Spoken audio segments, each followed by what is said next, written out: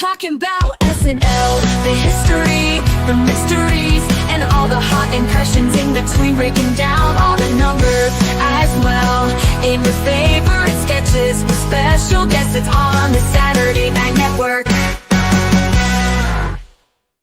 Yes, welcome on in, everybody, to the Saturday Night Network for another edition of our feedback show, here to talk about the Shane Gillis and Lady Gaga episodes of Saturday Night Live, recap everything that's happened over the last month, really the last 2 months, because the last feedback show that we had where Bill and Mike were hosting was after the January episode. So we haven't really talked about SNL 50 on a feedback show as well. So there's a lot to talk about from the last couple of months.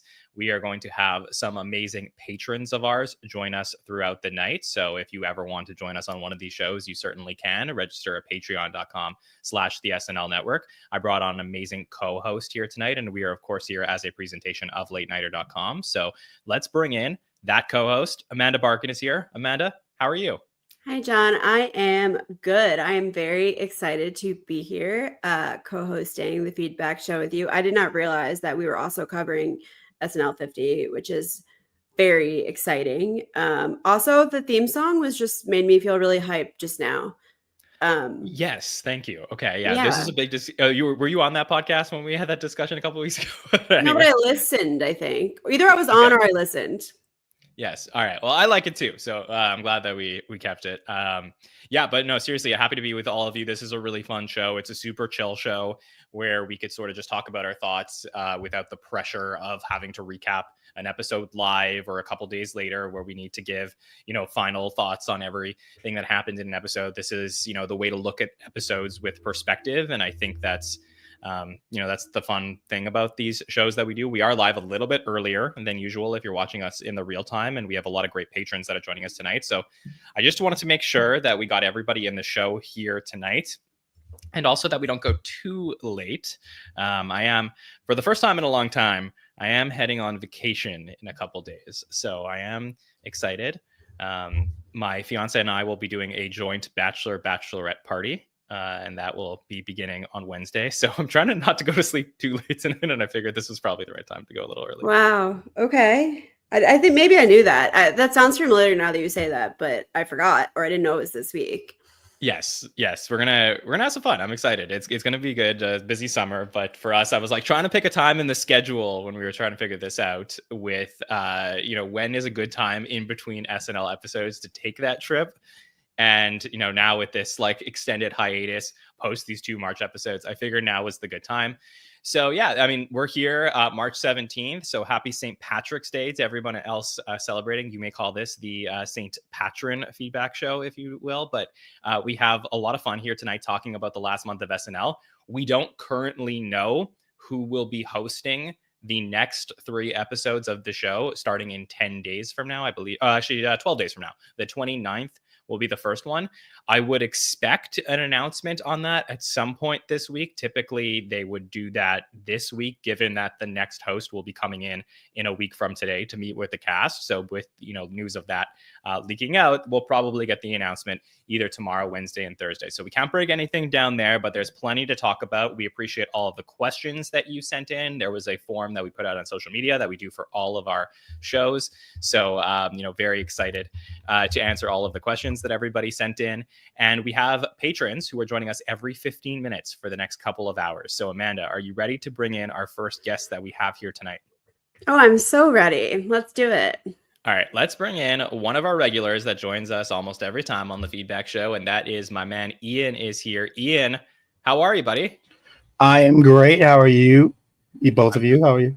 I'm doing very well. Great to get to speak to you again. What shirt do you got on, Ian? Dance Gavin Dance band. Okay, very cool. The only green I own. Yeah, it's well, I like it. Yeah, very great for the occasion. So tell me how you've been. I haven't spoken to you probably in a couple months now, so I'd love to know, how are you doing? How are your thoughts on the show since we last spoke? I'm good. Just kind of living, working, trying to get my creative side back in track. It was a long, dark winter, so I'm trying to, spring clean my life. And I liked the last 2 episodes. I think it's a hot take to be a Shane Gillis fan these days, but I am. So I was happy to see him come back. And yeah, Gaga is wonderful in everything she does. So I love the last 2 episodes, and I'm excited to see what's next. And have the last 2 episodes changed your perspective on the season as a whole, or do you sort of look at them a little bit separate? Well, it doesn't change anything. I mean, maybe just excited to see, like, they're just bringing heavy hitters, I think. Maybe some new people, who knows, but coming up. But I don't know. I'm happy with it. Amanda, what about you? I didn't get to ask you how you're feeling about season 50 overall. I know we talked on I think it was the Shane Gillis roundtable a couple of weeks ago, but just love to know now that we've been through the 50th, which is obviously this like monumental event everyone was leading up to, and we're on the other side of it with 2 episodes now. How do you feel about the season and where we are in SNL land? I'm feeling great about the season. I will say I'm having trouble kind of thinking about this entire season as a cohesive piece. I feel like so much has happened since we started back in the beginning of the season, and it's almost hard for me to remember like the first couple episodes as part of the season. It's kind of just, I feel like overstimulated, I think is how I would phrase it about this season. That is in part probably because of the nonstop cameos and the recurring former cast member appearances that we've gotten, different streaks throughout. I think it's just been insane. Like there have been like 3 different separate eras of season 50. And we were only 2 post anniversary special. I don't think that the 2 episodes we got after, sorry, there's a ambulance. Classic New York. It's the only place people get injured. I don't think that the last 2 episodes I thought were very different. So I'm not having like a cohesive taste, but overall I'm very, very happy with the season, with the creativity, with the cast, like ensemble vibe, with just like kind of the willingness to try new things. Not everything hits, but that's always the case. I'm feeling really good about it. And I think maybe for the first time in a while, very excited about the future of the show and very optimistic, if not curious. It's so fascinating to talk about these episodes because these were sort of the first 2, and maybe Gaga, you could sort of put it in a separate category of like, there's no hangover from anything else impacting the episode, because in the fall, we're dealing with the election and the lead up to the 50th. And then Gillis, I guess, is sort of like the one right after. But maybe the reason a lot of people felt like Gaga's episode was so good, besides the fact that the writing was really creative and she brought a lot of energy to the show, is just because we finally like let go of everything that was shackling down season 50. So I want to know, Ian, do you agree? Do you think that based on what Amanda said, that there's just been so much going on this season, it's hard to give a proper evaluation of it? Or do you feel like perhaps we will know in the next 5 episodes truly how good or bad this season has been? I don't know. I guess I didn't really think about it until she said it. So I guess I could see how it is. I mean, it's been a lot to take in. I mean, yeah, I don't know. Okay, well, that's fine too. Once she mentioned that, like the earlier half, like the Gene Smart episodes and stuff, was like feels. Also, it does feel way farther away than it does now that like you said it, but. I guess I really hadn't thought about it. 50 was just so fun, and I was just so eager to it. Now that it was gone, I was like, oh well, all right. Yeah, it's so weird. Look, for me, I think that the 50th anniversary special, we talked all about it a lot. I think it was really epic and truly something so fun because it felt so different to any other anniversary special. So that was really cool. Shane Gillis's episode, I think, I ended up liking probably a lot more than others, but it felt very of this season where there's a lot of people who like it and there's a lot of people who don't like it. It was just a truly mixed bag. But Gaga's episode to me, which I was wondering if that was the best episode of the season, and I think with a little bit of perspective, I am fully comfortable saying that that was the best episode of the season, felt very different than an episode that we would have gotten from season 50.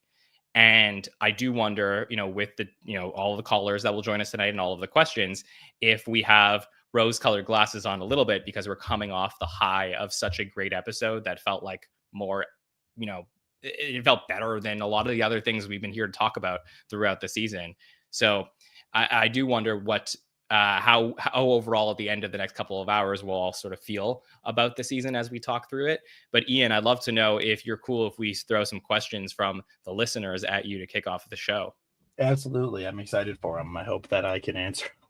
Okay, Amanda, you also got some questions too. So if there are any that appeal to you, just let me know as we go through the show here tonight. But I want to start off our feedback show tonight with this great question from Adam Paley, who sends in and says, so far, which episode would you submit for Emmy consideration?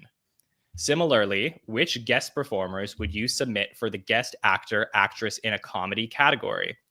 So this is an interesting question, especially now as we're started to head towards the final 6. And I know that on SNL's minds are, the Emmys and who maybe they could bring in an award. I think they've been pretty shut out the last couple of years. So I'm sure for them, they would really appreciate getting some awards at the Emmys this coming year.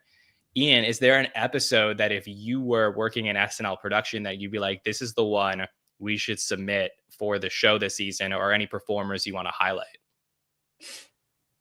See, I'm wondering if it's like, Gaga sticks out probably because recency bias, but she did great in everything she did, in my opinion. Even as a side character and things like Friendly, she was still wonderful. Or not really a side, but because it was an ensemble, it wasn't really a main person. But that wouldn't be up there, I'd say. I like Timothée Chalamet. Pulling out these obscure Bob Dylan songs, I think that's, he didn't really get much. I don't think he won anything for that, did he? He won the SAG award. Okay, well that's something, but no Oscar. Would he have won that without him hosting and doing double duty? Yeah. No. Oh, okay. All right. I liked the Complete Unknown movie. I don't know, but I think it. So maybe that and that. Maybe the Emmys will be like, yeah, here you go. But I don't know. I don't really know how the Emmys work, honestly. So. Yeah, Amanda, I'd love to know from you. Is there any, not that we know all the details about how these things get chosen, but do you feel like there's either some hosts that should be submitted, episodes, or even cast members? Definitely Gaga. I was gonna Google, does she have an Emmy? Is that part of her Igor pursuit? I don't. Can you look it up, Jen? Does Lady Gaga? Why would she? I guess. She was on Gossip Girl. Really good. A guest appearance on Gossip Girl, that could have been Emmy worthy. Probably not, right? All right, let's I'm trying to figure this out right now just on the fly here, but if any of the chat knows, I do see that she in 2011 is it possible that she was nominated for an Emmy, but I don't think she won it. Would you know what for? Is it Gossip Girl? Lady Gaga presents the Monster Ball tour at Madison Square Garden. Oh, so some kind of filmed a concert. Okay, cool. All right, so then give her E and her Igor. I would say Lady Gaga. I hesitate to say John Mulaney. I really like that episode as well. Cast members, there's a lot, honestly. Without knowing a lot about the strategy or how much the individual cast members, representatives get involved. Bowen usually gets submitted, right? I feel like that's been a trend the last couple of years. And coming off the Gaga episode, it would be really hard for me to advocate for deviating from that trend at this point, I think. Obviously, I like diversity in nominations. So I think that Ego or Heidi could be nominated this year. But I would guess Bowen is probably going to, if anyone. I also don't know the time. I think that because the strike kind of messed us up last year, the timing has been off. So it's in this fall now. But yes, I would say episode, definitely the Gaga episode. But also, like Ian said, I could also be suffering from some recency bias there. So. Would the 50th special be a separate thing? Do you know? I none of us really know. Well, you might know more, John, but I don't. She said, anyway, well, but it's a great question. I do believe, if I'm taking a look now, in 2015, Saturday Night Live's 40th anniversary special won the Emmy for outstanding makeup for a multi-camera series or special. and outstanding writing for a variety special. Sound mixing as well, they won. So I think they do get Emmys for the special. I just feel like they're probably in different categories. Yeah. But, the Emmys are always changing their categories, so it's truly hard to tell. From what I understand about cast members being nominated for the Emmys, they typically submit a tape of one of their episodes specifically to watch a cast member. So hypothetically, if Bowen was nominated, they would choose maybe the Gaga episode where he had, The Wonderful Tonight and then No More Slay at the end of the night, and then say like, this is our tape to promote Bowen, is what I think would happen. And of course, if somebody at the show wants to correct me on that, feel free. But that's what I think would go on. And, Bowen, we mentioned, has been pushed as a potential Emmy winner the last couple of seasons. I think he could win it this year. I think that he is having his best season on the show, not just numerically or analytically, but also just the eye test tells me that he's having his best season as well. I think he's worked really well with Gaga. He worked really well with Charlie XCX in that Shrek thing that we saw at the end of the night. He worked really well with Ariana Grande in the Charades with Mom sketch. So just as a few examples, obviously, similar, pop star, singer, host, but I still think he's having a really strong season, and maybe the season happens to suit him. But for once, I have to say that like absolutely every accolade I believe is well-deserved here. And I love Bowen, and I think that he's a super nice guy. I just think he was probably a couple of years ago placed in the number one going to be the next star of SNL position. And I think now maybe he's ready to take the mantle when he wasn't a couple of years ago. Which is really crazy because simultaneously his like gravitas and like cachet outside of SNL has like skyrocketed. I think that Bowen has been everywhere this year. He's always been everywhere for me because I think I'm like his target demo, and I've always been a fan of his podcast and whatnot. But he was in Wicked, which was the biggest, one of the bigger movies of the year. Certainly, he presented at the Oscars. He did the nomination. Like he's been all over the place. I feel like he is a media darling right now, whereas previously he was like an SNL plus darling. And he's just everywhere. And so it's kind of crazy that he's pulling off these kinds of performances on the show while simultaneously being everywhere all at once, I guess. Like it's kind of blowing my mind. I think that he's like an incredible performer and clearly a very hard worker and just like locked in. So I think that I would agree that I think that Bowen has always been positioned as a favorite, but now he's really stepped it up. And now, at least on the podcast, we have the data to back it up. Yeah. But I just wonder if he just cares less. Like, I think maybe he really cared about how he was doing on the show the last couple of years. And because of his success outside the show, he doesn't need the show really in the way that he did before. And I don't know that he ever needed the show, but just to the extent maybe. And now I feel like he's just very free. And there was something about watching him, Ian, in Wonderful Tonight the last week where I was like, man, if I could have seen this Bowen like for the entirety of his career, or at least like after one or two seasons, I would say instant Hall of Famer. That's fair. Yeah, I mean, I've always liked most things Bowen does. There's a couple characters I don't care for, but that's like minuscule on the scale of everything that he's done in his SNL career, in my opinion. So yeah, I mean, I wouldn't be surprised to see him take it if he was nominated. So we'll continue to talk about the Emmy stuff throughout the night, especially as more people join us. And I thought it's a fascinating question that will continue to get into over the next few months. But Ian, I would love to know before we move on tonight, if you do have any questions or anything else that you wanted to ask Amanda or I. I think it's always fun to kind of like predict like who we might see, like especially for like first timers who's got a lot going on in the media right now. Like I'm just always like, so I'm curious or even who you would like to see, whether or not they'd even be interested. I'm just curious of your guys' thoughts. I know you're a little bit more tapped in, John, so you got to be careful what you say. But I guess you're hopefuls. I do have to be a little bit careful, but Amanda, what do you have any thoughts? Adam Scott. Yes.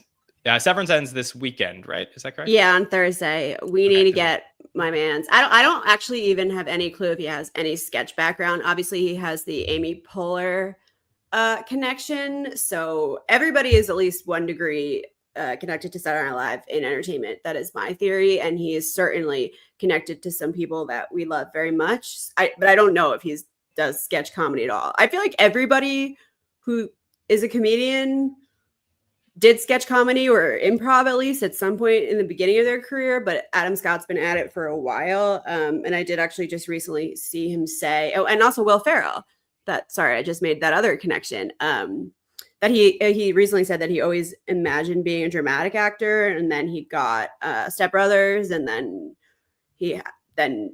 Parks and Rec. So it's like really only Severance that he's found his way back to that. But I want to get him on the show so badly. So there's a connection with Ben Stiller too. So right. That'd be awesome. I'm listening to a Smartless episode right now. I'd love to see Adam Scott this season. That would be very cool. So yeah, I mean, that's definitely an option. I do wonder at what point we do turn back to an alumni. It didn't make sense to do that in March because of how close it was to the 50th. But I would definitely think that they are going to try and get at one or maybe two more alumni in the next 6 episodes. So that'll be interesting to see what happens. And hopefully we'll have some of that information over the next couple of days. But Ian, thanks for joining us for the start of the show. Always great to get your thoughts on the season, and looking forward to catching up with you next month. Absolutely. Thank you for having me. It's been fun. Of course. We'll talk soon. Bye-bye. All right, Amanda, let's bring in our next amazing patron. Love talking to this guy. Let's bring in Eric. Eric is here. How are you, buddy? Hey guys, how are you? I'm doing good. You're just a little bit low, so I'm just going to raise your volume just a touch so we can make sure to hear you. But Eric, how have you been? How have you been enjoying the season? Yeah, it's been real good so far. I think the last 2 episodes did sort of cement this as a good, if not great, season for me.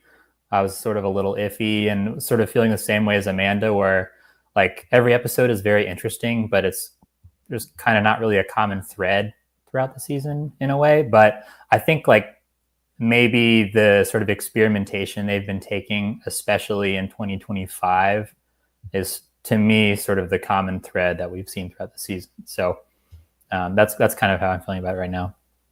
I would definitely say 2025 SNL, as far as season 50 is concerned, has been better than 2024 SNL. I think the fall was a little bit more inconsistent, and I think you're totally right. They've been taking more chances with the stuff in the new year. But Eric, I would love to ask you, because we had a great conversation last year that you were in the midst of this first watch of the entire series. Did you ever finish in time for season 50? No, so I took a month-long vacation last year, and I was midway through season 35, and I've watched enough of that part of the show to feel like I'm done. Got it. But I didn't quite make it to 38, which is sort of where I really picked up initially. Okay, so you still got it all the time. Almost there. I finished 35 yesterday, but it took cool. I watched about 34 seasons in a year and a half, and then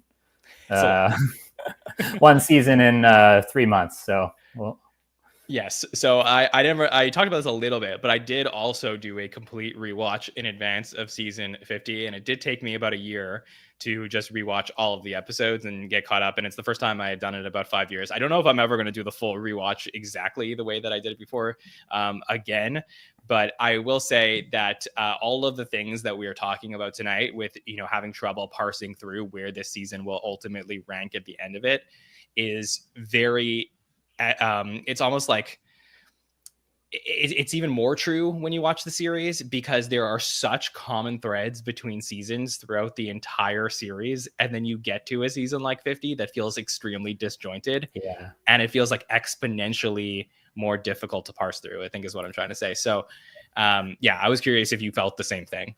Yeah, I definitely do. But I think that watching the show in the way that we've watched it, where we're binging it in a sense, probably adds to that a little bit more than if you've never done that before and you're just watching it week to week. I wonder how often, in the first 40 whatever seasons of the show, people are really thinking about that kind of thing. What's the common thread in season, 37 or 25 or whatever? Are people thinking about the show in that way versus if they've gone back and watched seasons straight through? Yeah, it's super interesting. I definitely feel like I got a little bit of a glimpse into it when I was on the red carpet, which we could also, of course, if anybody has any questions about that tonight, we could talk about that. But, when I was on the carpet for the 50th and talking to some of the people, one of the questions we had was like, hey, like now everyone is going back and rewatching your seasons from 30 or 40 years ago. Do you feel like, how does that feel to you? Like, does it feel weird? And it was like really funny. Like, I remember Nora Dunn just being like, so confused about how like I knew about Pat Stevens, and she was like, but you're young. And I was like, yeah, but it's like it's available to us now. I guess it's like, I don't know, it's like somebody watching like an NFL game from the 70s, but I don't know. It's kind of like, so it is a completely different ball game now, that basically the entire series, if you know where to look, is pretty well available, and all these people are getting their opinions about it. So, Amanda, I know you have not gone back and watched some of those older seasons, but I'm curious, like from your perspective about like sort of old stuff, like filtering through, is it coming to you more now that people are binging all the old seasons versus before when you were just watching on a regular week to week? Yes, I like how you love to call me out on not basically I just don't want to finishing make my you homework. I just don't want to make I'd like the listeners to know so they don't judge you for like not knowing everything from the early days. I appreciate that. Well, I would say, first of all, it's coming to me more now because I have watched your series that you put together. Not all of it, but that is coming to me more. But yes, definitely. Definitely as I prepared for the 50th. And I think that in an anniversary of anything, there's going to be an equal part retrospective as there is, current. So that has definitely come in. I hate not understanding things. So whenever a reference comes up, or I can tell that something's being self-referential, I will almost always go back and figure it out. So definitely, I would say there has been a lot more retrospective viewing this season than in prior seasons. And I think that probably across the board. I mean, the SNL official social media accounts have been posting old stuff leading up to the 50th. All the cast members have, like Rachel Dratch, for example, was like doing these like crazy Instagram dumps of like different like BTS photos and sketch references. So yes, I would say so. It's really kind of testing my knowledge, and because I like, one day I will go back and I will watch everything and I will know everything about everything. That is not today, but I do like to know the things that are culturally important. And I also just like to know what modern sketches are inspired by. Like, I find that part really interesting, and I want to be able to point to what something's derived from, what it's inspired to, what it's an homage to, all of that. Like, I think that gives it like such a crazy texture. That is what I love about the show so much. And I think that we've really gotten that this season from a lot of different sources. That's really true. And I'm curious, Eric, if you feel the same thing. But one of the things that I noticed when I first went back and watched was like when I opened up, George Carlin's episode from 75, I was like, oh, cool. Like, I've heard of him, stand-up comic. Like, I never really got, like, I saw a couple of his things, but I never really like knew him. Who's in the cast? Like, I've heard of some of these people. So you start to like get like trickles of information. But I think the thing that is like not obvious to the general population about rewatching old SNL episodes is how much you learn about the history of the world from watching SNL. Like, just basically like everything that was popular in music, in movies, TV shows, wars, like politics, like all of this stuff, just like fills your brain in like a much more fun way for me than like taking a history class or watching documentaries. Do you experience the same thing where you're like, holy shit, I have this like wealth of knowledge that I did not have before? Yeah, I think if I watched it when I was 15 or 20, I might have been able to retain the information a little bit better. But yes, I do feel like I can like drop occasional like references that make my parents or some of their older friends a little bit impressed. So that's probably the most personally beneficial part of this watch through. But yeah, I do feel like there's a lot there that wasn't there before. I think next time I watch through, I'll be more attentive and like try to do some research onto each of these things as I go through. But I know you will. Yeah. All right, let's talk about some more season 50 stuff. So Eric, we got a bunch of questions sent to us, but I also want to know, do you have anything that you want to ask Amanda or I? No, nothing particular. I'll take some questions. All right, let's do it. All right, let's take this one from Monette, which I thought was really interesting. Monette asks, what is it about Mike Myers' impression of Musk that's getting a better reception compared to the cameos we had from Rudolph, Sandberg, and Carvey earlier in the season? Not that I think the latter was bad at their cameos, but Myers just had that hook that I can't place a direct word to. So this is certainly relevant to the last two episodes that we saw, where Mike Myers is the first post SNL 50, celebrity cameo that's coming in. He's a part of the family, but he's playing Elon Musk, and he's done it twice in a row, which makes you think that maybe we will continue to get him for the rest of the season. Eric, is it working for you better than some of the things we saw in the fall? I don't know if it's working than like Maya Rudolph, but I think probably working better than pretty much everything else we've seen. And I think a big part of that is the fact that we haven't seen Myers on the show in quite a while. And I think he's very famous to non-serious SNL viewers. Like a lot of the casual viewers, every casual viewer knows who Mike Myers is. And I think there's sort of elements of the impression that they can tie back to other Mike Myers characters. I think my girlfriend was telling me, like, yeah, this impression is just a mix of Dr. Evil and Austin Powers. And maybe those are the only two Mike Myers characters she knows. But I think that she kind of has a good point there, where like people can identify, pieces of the things that he's saying, especially when he, does the Dr. Evil thing. And that's what's working for people. I do think it's a good impression also. And I think that people are just ready to see Elon Musk get, his comeuppance a little bit more than we've ever seen on the show. Amanda, what about you? Do you feel like this is working for you better than some of the other ones we've seen? It's definitely working for me. I think that it's a little bit different because it's the only political guest cameo. Like it's by itself. We're seeing it play next to JJ's Trump and then kind of just the cast. Whereas in the fall, we were seeing a bunch of recurring alumni and, cameos that I think that were maybe a little bit more haphazardly put together just because there were many of them. I also think that I enjoyed a little bit after the election more than during. Like, I feel like it's a little bit of not that it's not a shit show now, but with a little bit of distance, it's possible that I just personally can enjoy it more. But also I think it's a good impression. Musk is like a really obviously weird guy. So like, I think it's kind of difficult to nail down what I would describe as like very manic energy. And I think that Mike Myers, he's doing a really good job. Yeah. And, it's also, before comparing it to what we saw in the fall, I think it's probably more fair to compare it to what we saw post-election the last time Trump was president, because when you have the fall leading up to the election, like obviously SNL is looking to make a splash, but I don't know with Mike as Elon if they expect the same type of coverage that they got in the fall. So I think you're more looking of this in the category of, let's say, like John Goodman as Rex Tillerson, or, Matt Damon as Brett Kavanaugh, De Niro and Stiller, like those type of things that like during the Trump administration that they had like these new characters that were coming in. Bill Hader as Anthony Scaramucci, like that type of thing where it's like, okay, we have these like, personalities that are being developed in the Trump administration. Let's bring in people to play them. And I've always felt like the best ones are the ones that come from within the SNL family. So if, to me, like De Niro, even though Stiller was a cast member for 4 episodes, like to me, those are not like, that's like reaching out. Those are like distant cousins. But I do feel like Mike Myers, despite his age, could easily just like slip back into the SNL cast if he wanted.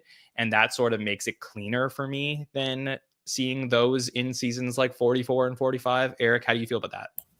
Yeah, I kind of agree with that. And, that's a good point about Mike Myers just being able to slip back into the cast, especially because if you sort of watch him in the history of the show, his role was always sort of like in his own lane.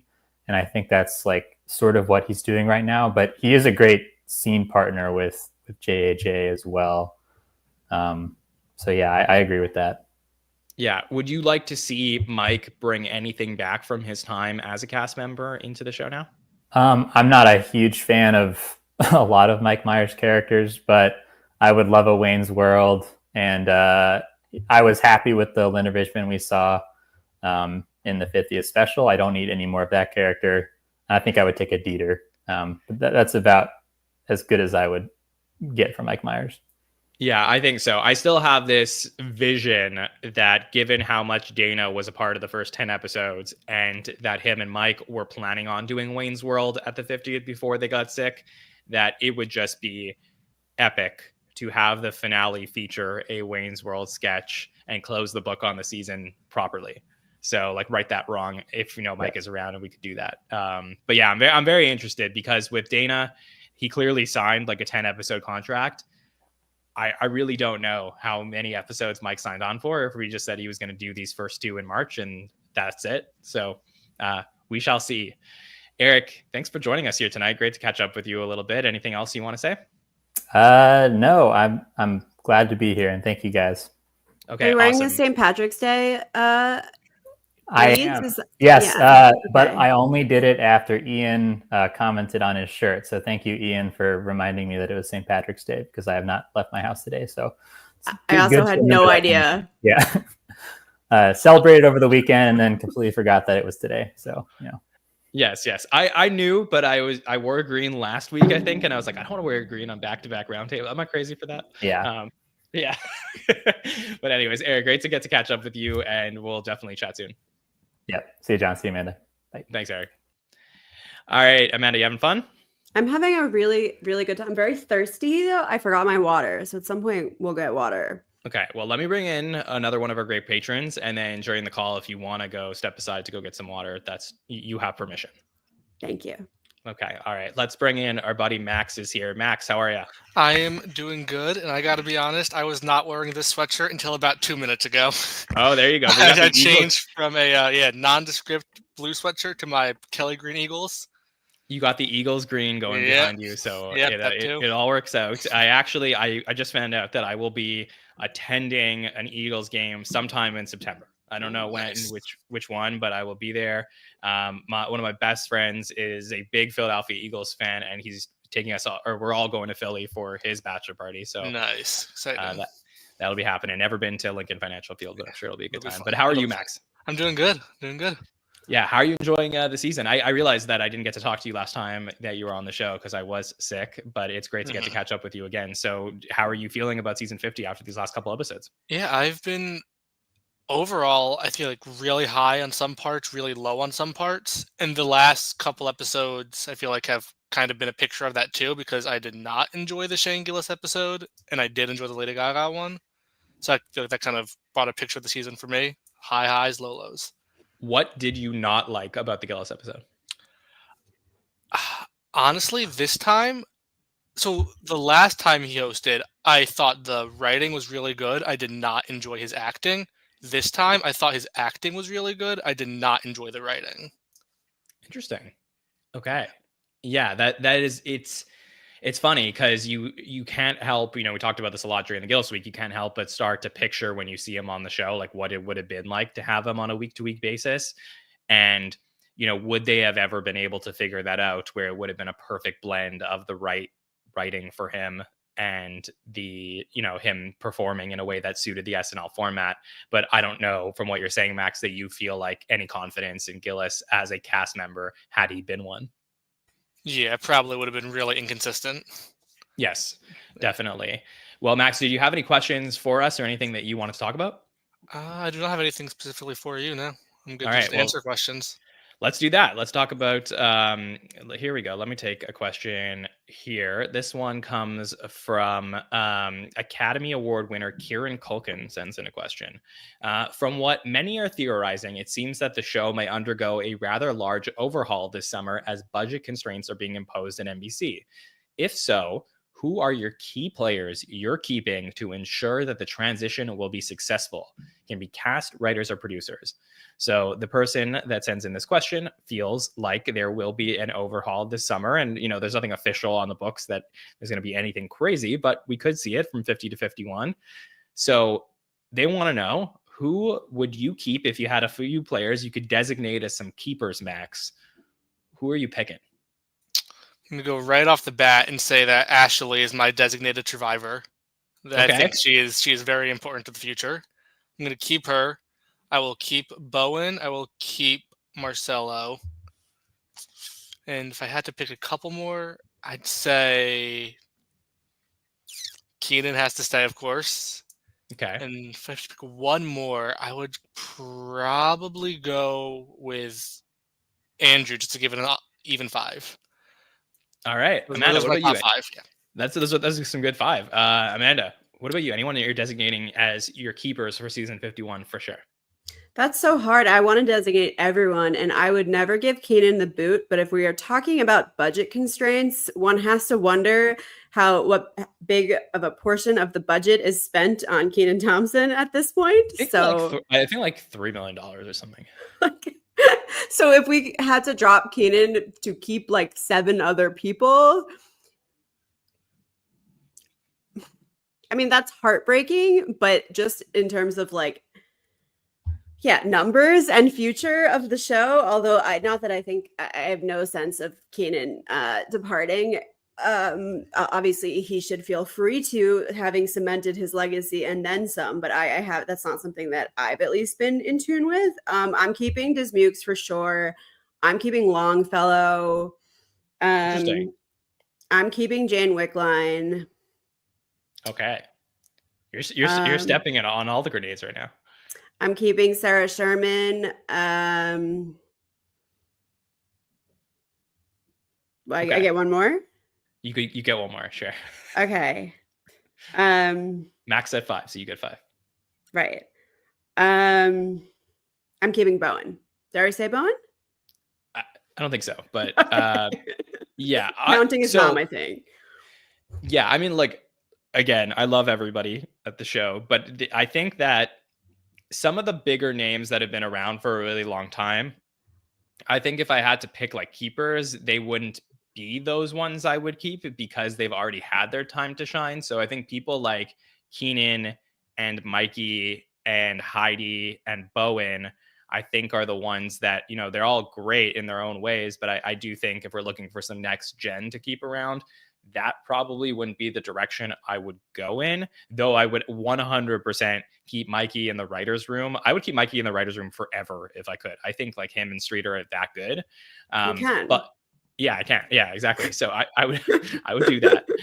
But I do think that there's sort of like that middle generation of people like Sarah Sherman, Andrew Dismukes, James Austin Johnson, Marcelo. I think you have to throw in that category. And then even Ego, I would also put there as, you know, Ego's always been that person similar to Bowen that it's like, okay, when are they going to sort of take over the show? And I don't think we've had that season from Ego yet where she's truly becoming that like number one star.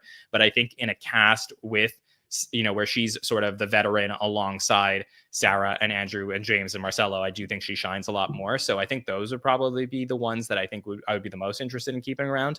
But as you said, Max, I think Ashley Padilla is an amazing prospect.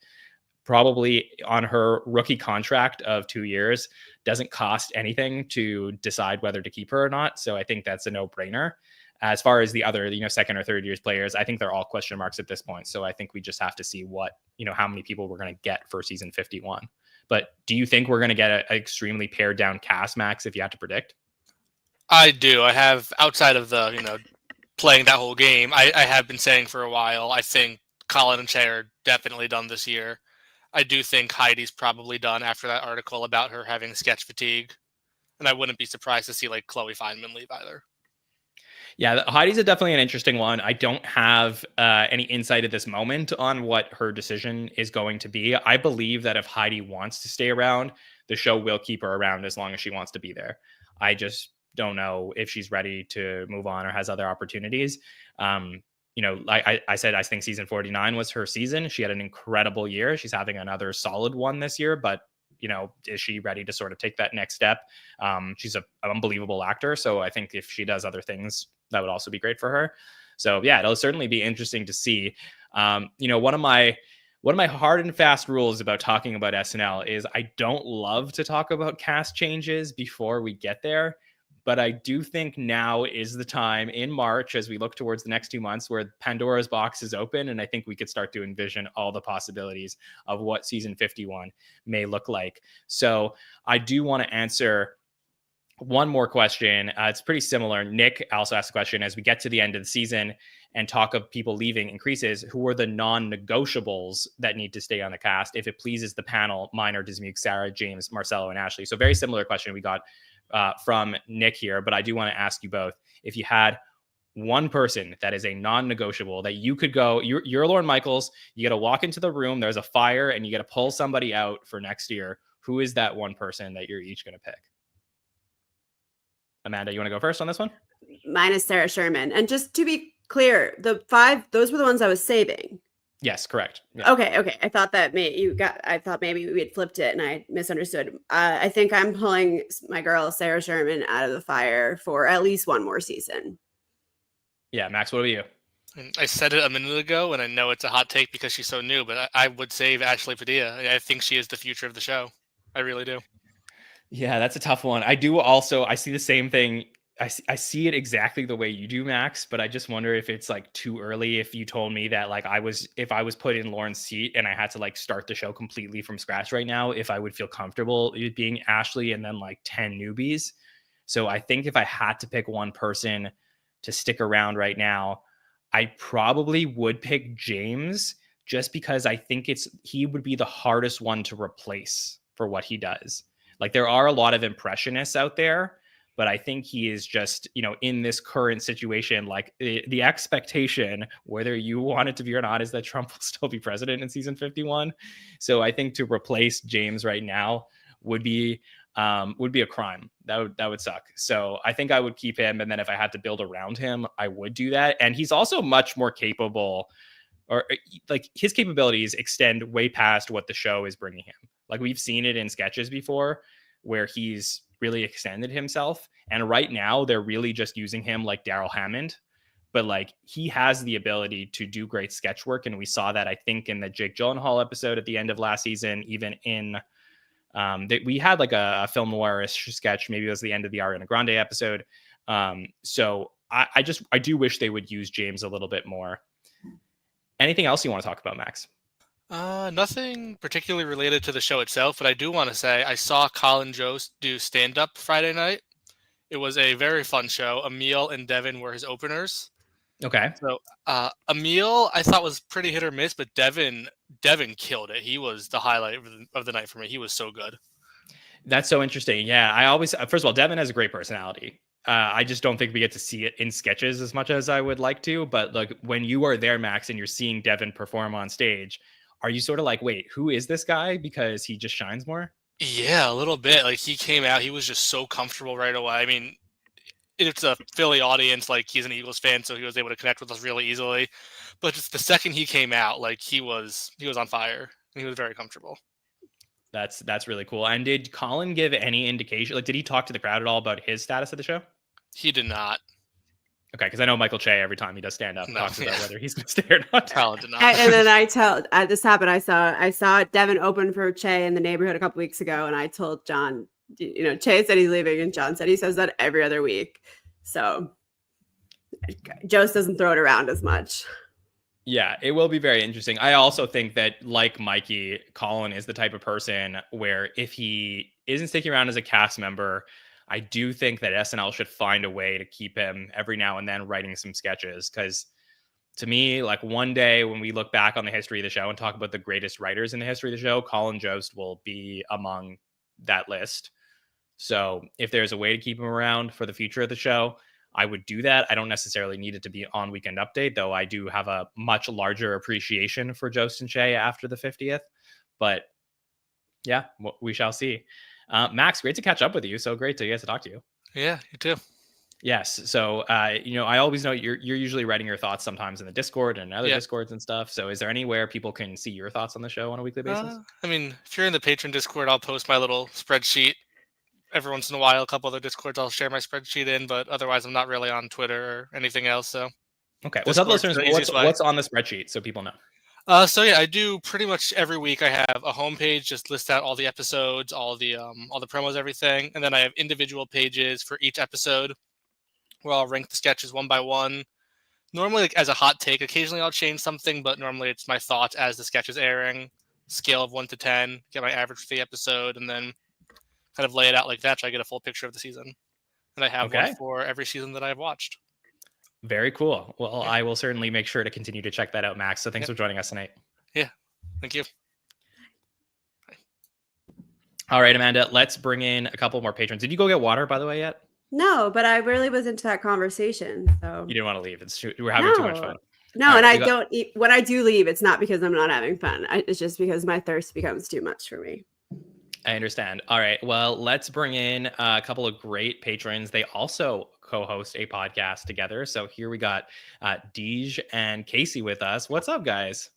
Hey, how's it going? I'm doing pretty great.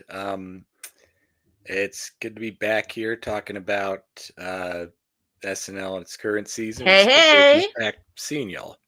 It's great to see you too, Casey, especially since I haven't gotten to talk to you in a while. And Deej, how are you doing? Deej, we might got you on a little bit of a delay, so I just want to make sure that I don't know. Deej, maybe jump out. Oh, and you jump know, back doing in. the best we can. And I'm gonna just for the podcast listeners, I mean, we'll just remove Deej for a second. But if you can hear me, Deej, just jump out and jump back in because we got you on a pretty big delay right now. But Casey, you can hear me, okay? Yeah, I can hear you just fine. No delays here. Okay, perfect. So we'll bring back in Deej in a second. But yeah, Casey, I haven't spoken to you since probably a couple months now. So I'm always curious your thoughts on the 50th and what you've seen in the last little bit. How are you feeling about the season right now? I'm feeling pretty good. It's been kind of a roller coaster the past couple months. I mean, everything they did for the 50th was really great, and then they followed that up with an episode hosted by Shane Gillis that honestly I thought was worse than his last one from season 49. So that I wasn't a fan of. It didn't feel like they did a lot there. But then they followed that up with Lady Gaga's episode, which was actually pretty strong for the season because she's proven herself more as an actress. So I think she's shown she can like be a bigger part of an episode she hosts than she was in season 39 when she hadn't acted yet. And they, tried a lot of different types of humor, experimented a lot, and they played to Bowen's strengths as a performer, not just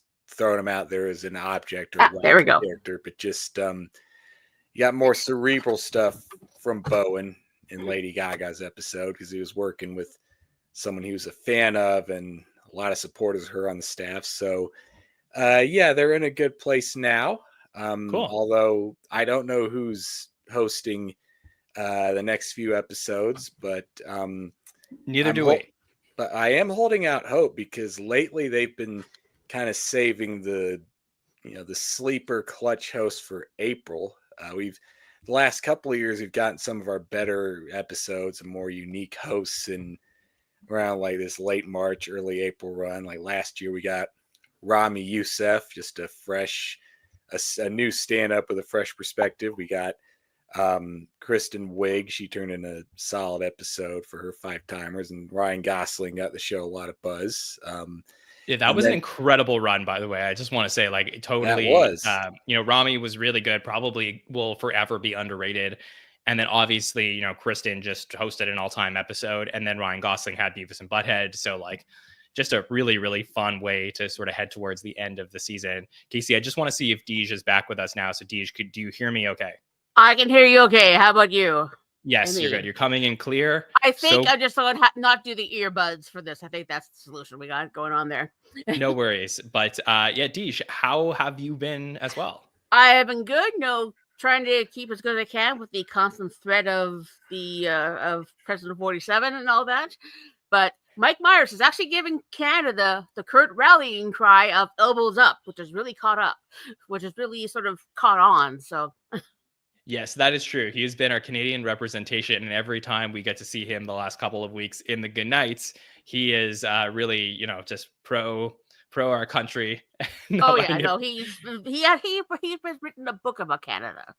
Yes, he's a very proud Canadian, so I love that guy. And Deej, I would love to know from you. Casey just gave us his thoughts over the last couple of months of SNL. How are you feeling now coming out of the 50th into these last two? Well, to channel my inner Aunt Linda with Shane Gillis, it's like I'm gonna give that to Gus and why? Okay. So that's how I feel about Shane Gillis. All right. Well, I've been working on that all weekend, by the way. I love it. Yeah. That's awesome. I love Lady Gaga's episode. Still kind of light on Longfellow, but Longfellow and the Snake. Yep, it was pretty good looking for me. I love the hallway, the song she started in the hallway. But previous highlights would be definitely John Mulaney. I'm a big Mulaney fan. He has his talk show back on Netflix, which started last week, so I'm very much looking to see more of that.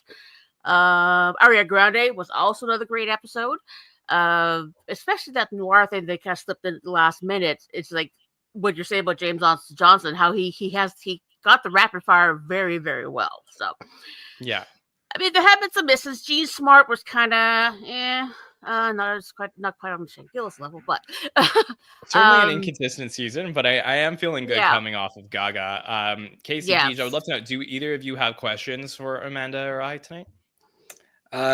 No, but I would like to reiterate, yes. So, like even 2 years ago around this time, we got Quinta Brunson and we got Molly Shannon, who didn't seem to be promoting something big. It was like they had her on just to have her. So I am holding out hope that this year we could get, more unique hosting choices in the spring that'll lead to some better episodes. And I'm just curious if any of the regular listeners or patrons have questions that they submitted to you that you want us to answer.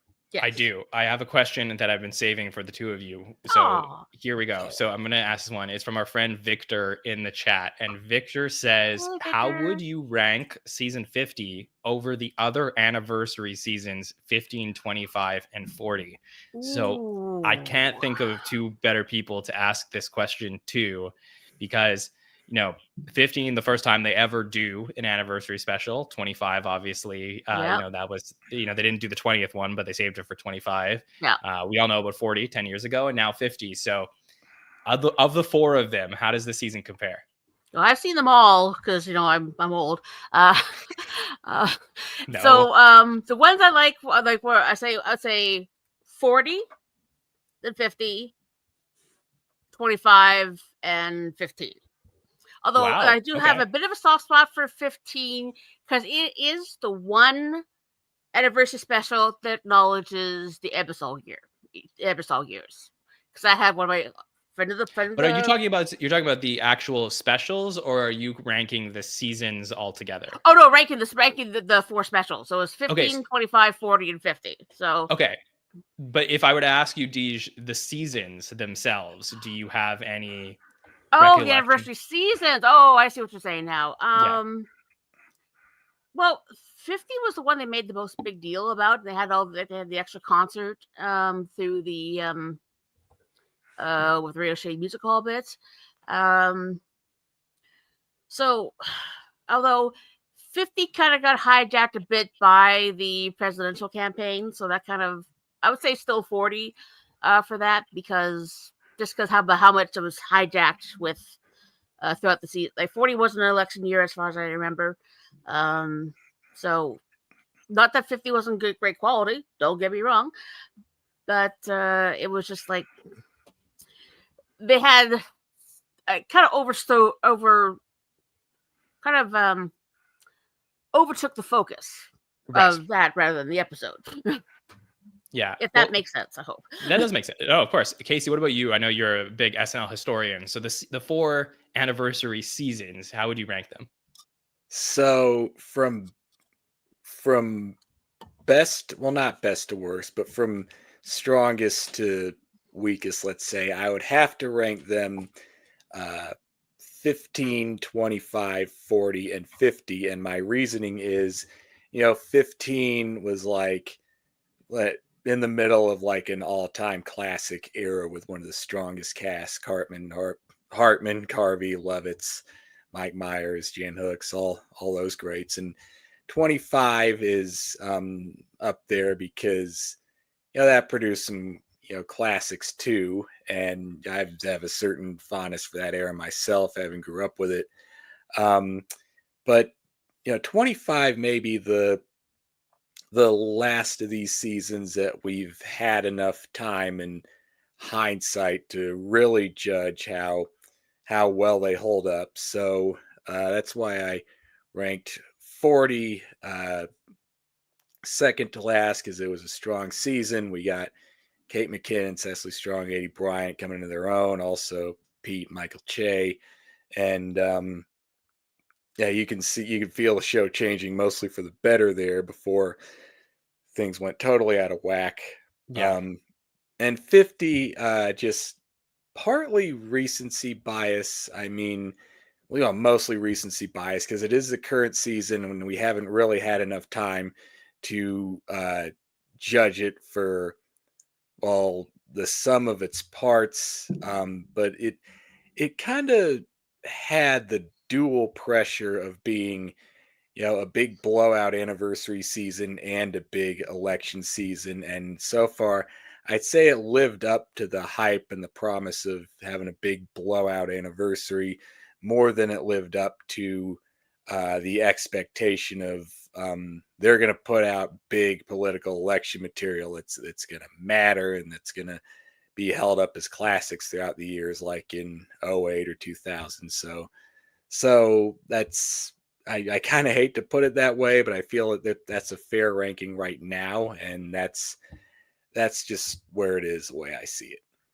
Yeah, I totally agree. I think 15 is in a tier of its own because that special airs at the start of, just truly one of the golden eras of the show, and the other specials don't have that.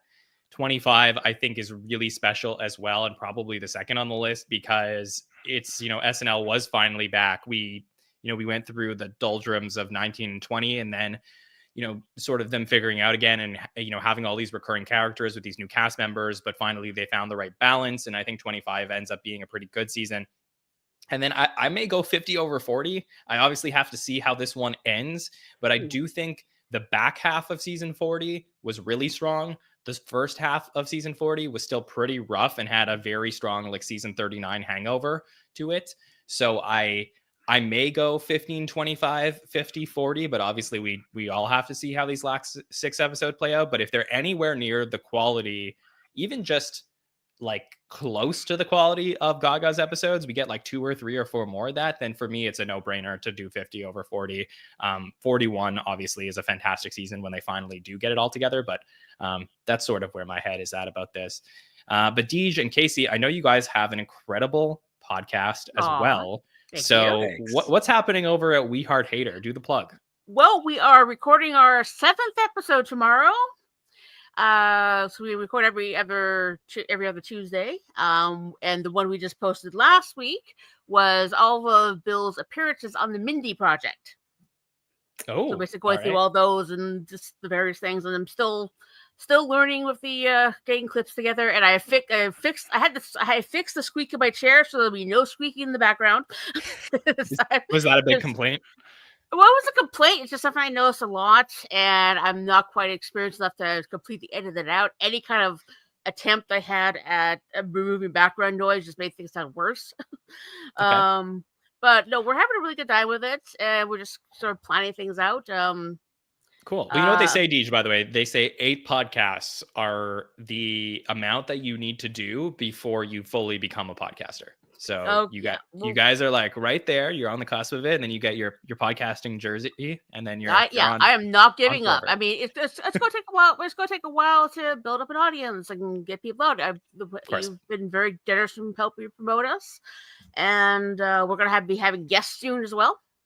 Yeah, we've each reached out to a few people, and we won't name names or say who they are. I'll hint that we've reached out to one person you may have seen on one of these panels, not just the patron panels, but the roundtables and hot takes. So once we nail down a few recording dates after this, you might see some guests, and you might see some more full-length episode reviews from seasons 31 and 32 in the future. And I won't give much more away beyond that, but I think John is definitely coming on at some point. We just have to find the right episode for you.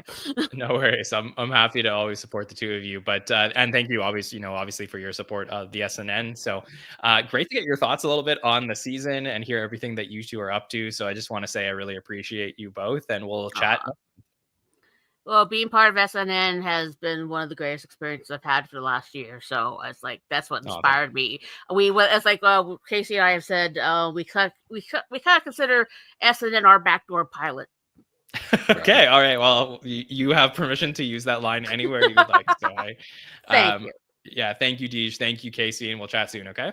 Awesome. Great. Thanks for having us on. And I think our 8th episode's really going to be our strongest one yet. So thanks for that bit of encouragement. Of course. Can't wait to listen, guys. All right. We'll talk soon. Nice to meet you both. Nice Have a to good night. All right, Amanda, we will get you and get your thoughts on the show as we continue our show, but we're going to bring in a patron who I believe, correct me if I'm wrong, but I believe we're going to be talking to for the first time on the SNN. Is it Ajax? Ajax, yes. Ajax, how are you? Great to speak to you. I'm great. First time, long time. So yeah, this is the first time. Nice to meet you, John. Nice to meet you, Amanda. Yeah, great to talk to you. Ajax, you have an incredible voice and an incredible microphone. Are you a podcaster? I kind of, sort of. I'm like in limbo right now, but yeah, I've had one off and on for like the last 3 or 4 years. Yeah. Okay. Wow. This is just we'll talk. What's it about? Is it an SNL one or what are you talking Well, about? I don't have an SNL one. I'd like to start one, but I don't have one. By the way, Deej and Casey's podcast is great. I've heard every episode, and their dynamic is awesome. I love how they play off each other. It's great. But no, my original one was about music, and I'm starting a covers podcast on cover songs. So that's one I'm working on right now. Very cool. Well, it's great to get to talk to you. I know I've seen you in the chat a bunch of times. So how did you get into the show? Give us like your SNL origin story, because I want the listeners to get I started watching the show like, a lot of people do in the, coming of age, middle school, high school era, with the Farley and Sandler and Spade and all them and Mike Myers. But really like that season 20 transition, the horrible, awful, strange season 20. I lived through that and saw every episode. And then when Will Ferrell started, it just like that took over, and I became a super fan after that. So yeah, cool. I mean that first Will Ferrell season, like 21, that thing just changed everything for me, basically. Yeah. And how did you find us? So I found you. I'm really like jealous of everybody who saw you from the beginning and listened to you from the beginning, because I started listening, gosh, I want to say it was like the end of 2023. So like right around the Jason Momoa, Emma Stone type episodes, those. And then I just kept listening, and I'm like, wow, you guys have 3 shows a week, sometimes 4. This is amazing. So I'm listening to it. Like, is it? No, it's the right amount. It's perfect. Because it's right up my alley. It's the things I listen to. So then I just had to keep listening, and yeah, it was my most listened to podcast last year. So wow. Love it. Well, thank you. I'm glad you found us, and I'm glad you're with us now. So me too. I'd love to know. So how are you feeling about season 50 since you've been such a fan of the show for so long? I like it. It's definitely, so the Gaga episode is a turning point, I think. So I think we're clear for takeoff now. I think the last 6 are going to be really solid. I thought 49 had the edge going into Gaga. So she just like completely turned it around for me. So I think we were a little like back and forth, hit and miss. There were some real misses there. Gene Smart, Michael Keaton. I mean, they were just like forgettable episodes, except for the one sketch in the Michael Keaton episode, which I want to ask you about. But yeah, overall, it's been great. In the 50th, both parts of the 50th, the concert and the special, was just great. I loved it. Yeah, I do feel like SNL is just one of those shows where when things are at their lowest, you just never know that a new episode will pop up and just everything goes right. And then like you forget about all of the bad things Yeah. that have been Oh, going yeah. on. And it's just like For it sure. becomes that classic. So I do feel like we're all in that collective high right now from Gaga. But, if you have questions for me about anything, including that Keaton episode, feel free. Throw them at me. So my question for you is, what would you feel is the most undervalued and underappreciated sketch of the season? Ooh, that's a good question. Amanda, I'd love if you could think of this as well so we could get your thoughts. I do feel there's a good question that we got that is going to be coming up in a little bit that I'll just maybe start with referencing this now. But I think maybe the Banger Boys podcast episode sketch from Charlie XCX where we had Andrew and Marcelo and Emil do this sort of like podcast setup, and then Charlie was doing the announcements on the side. And I was looking at that as like a potential successor to Delicious Dish, where you got these guys like doing that in podcast format. And I was very much, I know we're on a podcast, but I was very excited about it that week. And I was sort of hoping they would bring it back. And I know we got like a version of it with that like doctor, or people going to the doctor and they pretend it's a podcast. But for me, like I would be thrilled if they brought that back. And I think it's a totally underrated sketch from the season. I feel like, John, you just really struggled with the brat concept, and that was like a little bit of like a respite from the brat of that episode. I wonder if that's really what you latched onto it, because I feel like that was the least brat maybe of the Charlie. But it was also the best one. You didn't like the second Domingo is what. Well, yeah, this is the thing. Is just like obviously. Domingo was the first. So Domingo, which we could also talk about, was the first sketch in my SNL life where I felt old. So I was like watching that and I was like, am I that person now that just doesn't get things? However, I do feel like I've been won over. So I think I'm like allowed to come in a little bit late and jump on the Domingo train. But to answer your question, Ajax, I think that's the first thing that comes to mind as like an underrated, undervalued sketch. I'm sure there's more if I was to look through episode by episode, but do you have one? Yes. So about that Michael Keaton episode, the one standout sketch for me was Hey Soul Sister. It's called Forbidden Romance on YouTube. I don't know the actual name of it, but whatever it is, Dismukes, I thought was great in that sketch. I thought it was so funny because that's one of those songs that just I love to hate it. There's a lyric in that song that they don't even get to, which is like what I would consider to be the worst lyric of all time, and that is "My heart is bound to beat right out of my untrimmed chest." And he didn't even get to that, but the way he just sings every lyric, and I loved it so much. I thought everybody's performances in the sketch were great too. So that would be my most underappreciated one.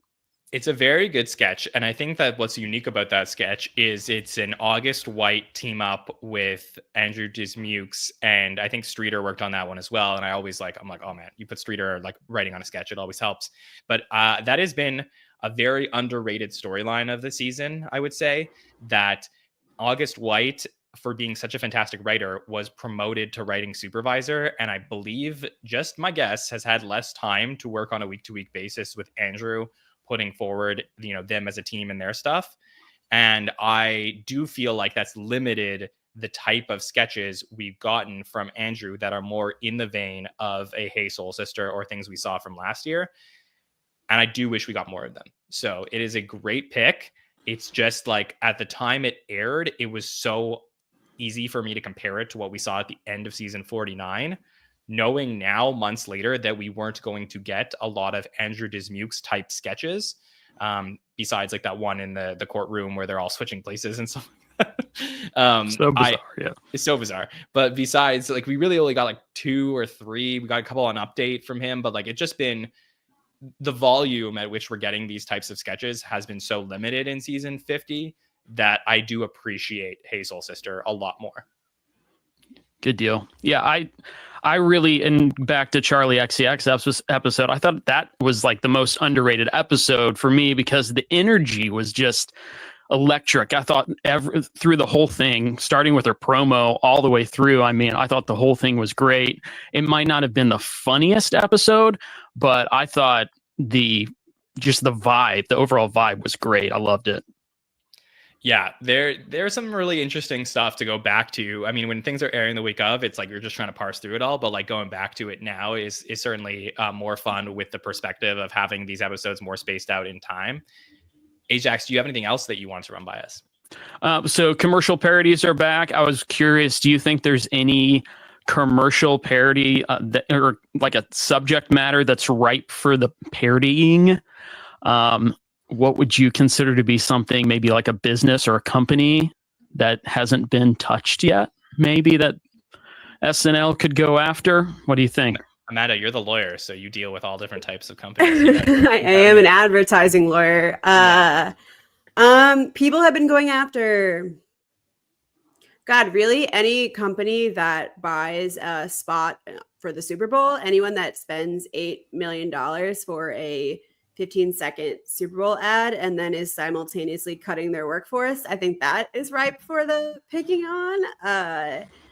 That was like a big thing, I think, in this year. I don't know. I feel like they really run the gamut. I mean, I liked the other podcast sketch that was I forget what it was called, the pre-tape where they were like getting men to come to the doctor by pretending the Medcast one, yeah. The Medcast one, right. I mean, so like that was like, it's not a real business, but like making fun of lots of things at once. I don't know what is ripe for. I mean, I would like to see some like Tesla, like they could rip on Tesla. Actually, that would be a good idea with Mike Myers. That would be fun. I just thought of a sketch. But I like it. Well, I think what's interesting is that like we went through obviously so many decades of there just being like limited channels, so everybody saw the same commercials, and it's almost like these people in the commercials became celebrities, like the Where's the Beef lady or whatever. So you bring her on SNL, and now commercials have gotten so saturated that you have to bring existing characters onto commercials to get people's attention. My commercials are Keenan. Keenan and Marcello. Yeah, like I got like I get every SNL episode, I get a Californians commercial because I get, and I'm like, oh yeah, I get Bill. I guess you do want to be part of the 50th. Right, literally. But so it is very interesting. So I think anytime we get a commercial parody on SNL, it is an absolute blessing because I think that it's really hard to find those unique ideas nowadays, and the fact that they've done it the last couple episodes is really fun, maybe inspired by the fact that they had a montage of commercial parodies at the 50th. But yeah, if I had to like really think about it and pick through, I do think there's a lot more to do with AI that they didn't do in that piece a few weeks ago with Bowen, where you were in the classroom and they were like learning about AI and things weren't working. I think there's probably like more things to do with new technologies as they come up, but I wouldn't force it either. All right. Well, thanks for answering my question. I think they should go after Rocket Money, because every time I see one of those ads, I'm just like, do people really not know like how much money they're spending on all these subscriptions? I mean, like I have it all cataloged in my bank account. Like I know exactly what's coming out. So I really want them to go after not just Rocket Money, but those ads in general. I think that would be a good one. So I got my fingers crossed on that one. Speaking of that, I am surprised that we haven't gotten them to make fun of the tariffs too much. I know it was like sort of a big deal. Well, do you feel like they have, Amanda? No, I wonder if they're grappling with it behind the scenes. I mean, because it probably the biggest storylines of the tariffs probably happened like while they were off for the 50th, but given that it's like still a thing that like might happen and that he's like continuing to put tariffs on other countries, like I do feel like that's like there is comedy to be mined there despite the seriousness of it. So I would wonder if maybe like there could be a commercial parody for some sort of tariff related subject. Like $800 million eggs for sale. Right. Exactly. Yeah. Like things like that I think would be a good place to go with stuff like that.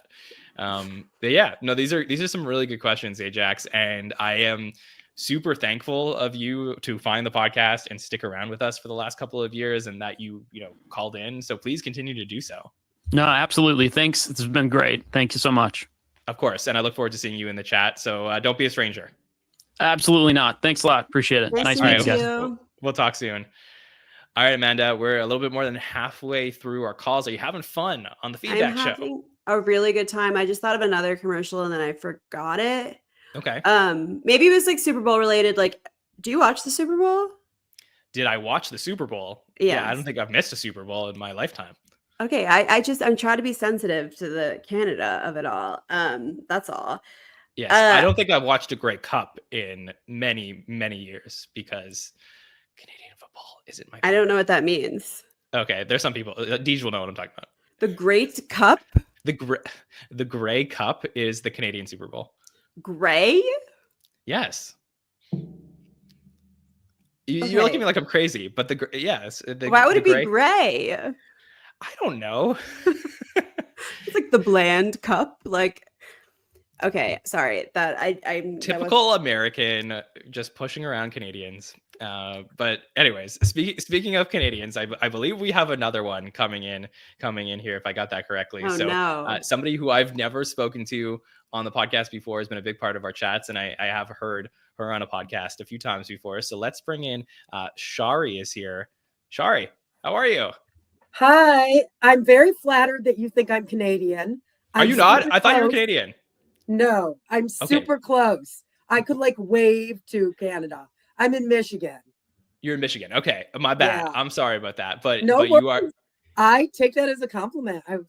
You're as nice as all of my Canadian friends. So I'm so and not as mean as your New York friends. Exactly. But Shari, so great to talk to you and have you on the show for the first time. Welcome. Hi, thank you. I'm so excited. I'm a little fangirling right now because you two are like, you're celebrities to us because we watch you on the TV. And this is like a huge big deal. I'm fangirling out. This is so cool. Thank you so much for having me.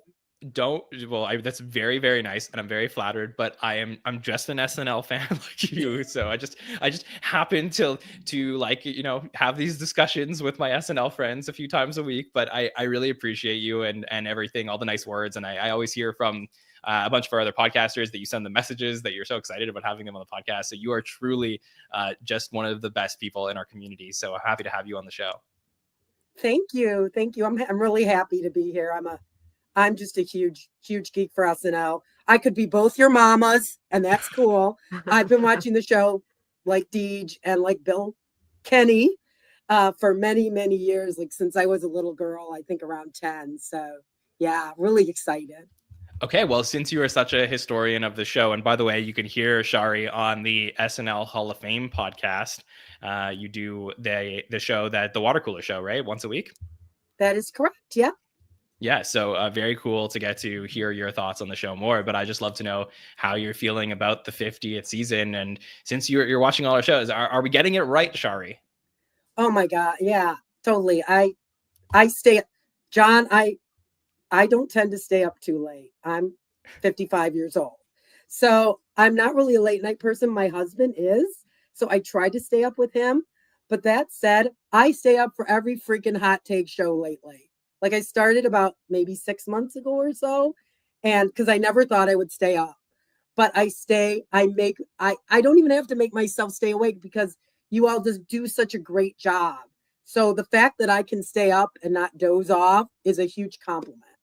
I'm very touched by that. It's very nice. I always felt like the impetus for the hot take show was truly that this is what I used to do with my friends when I would watch SNL, is we would stay up and talk about it. So I was like, wouldn't it be cool if we could materialize that again? So I'm really glad that you join us, and it's always great to see your thoughts on the chat.